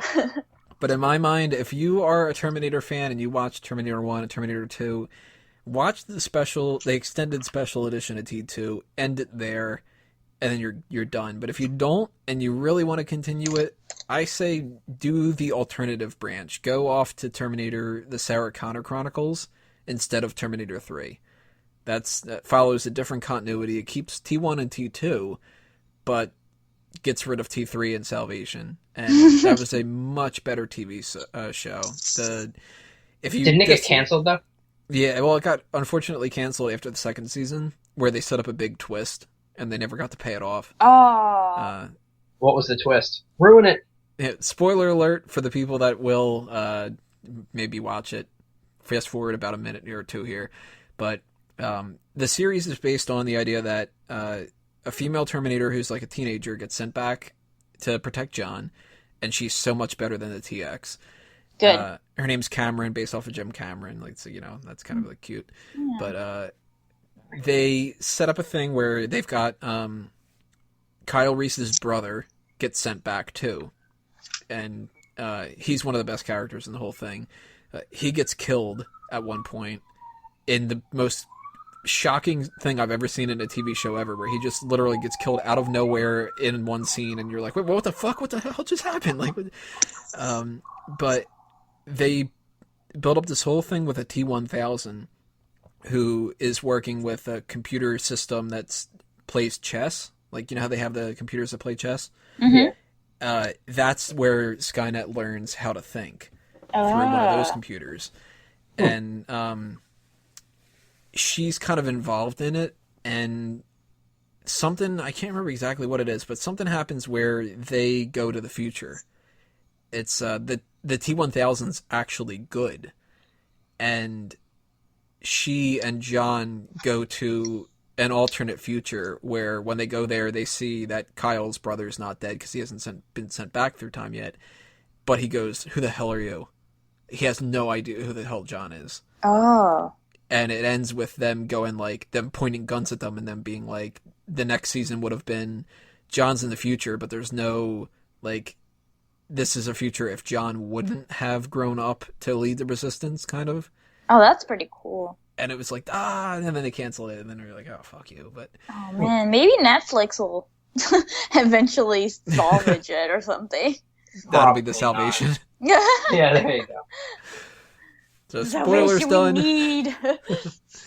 So I recommend that for those people that are interested. The woman who plays Sarah Connor is Lena Headey, or I don't know how to pronounce her name, from Game of Thrones.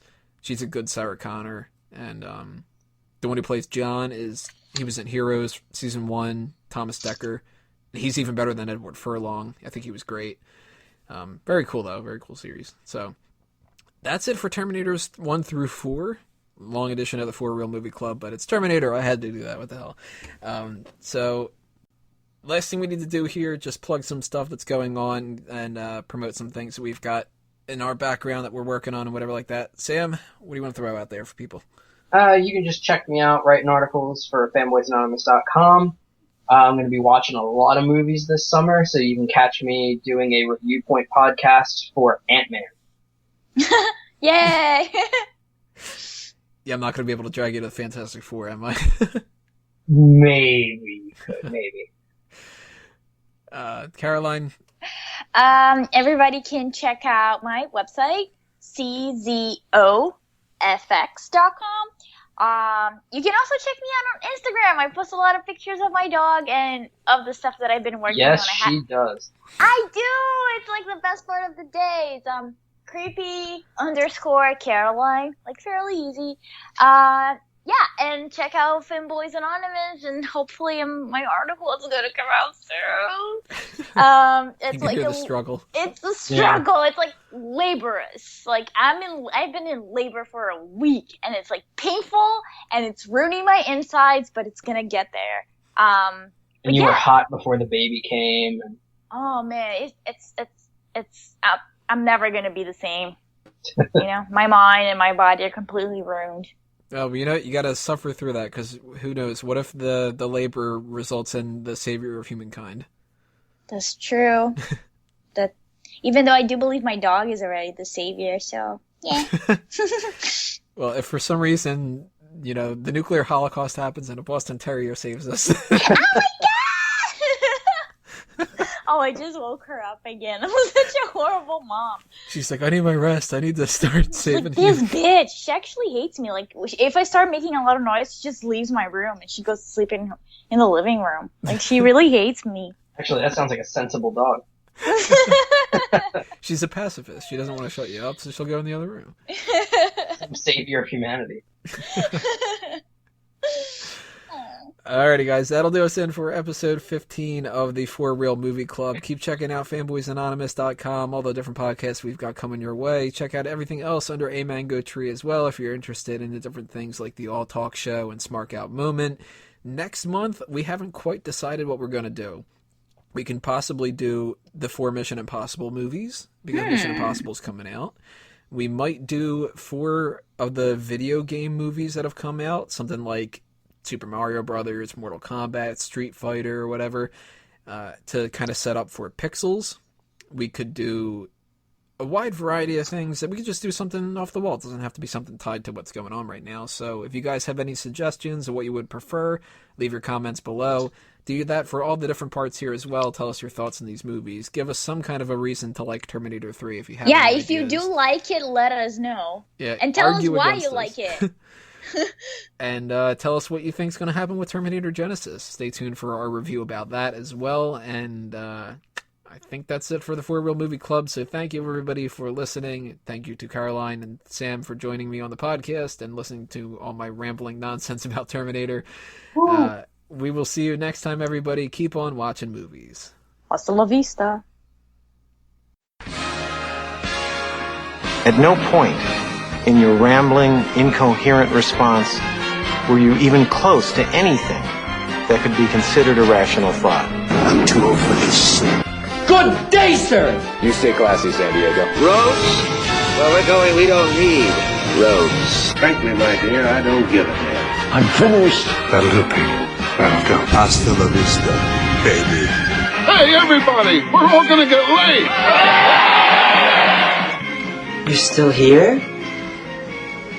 It's over. Go home.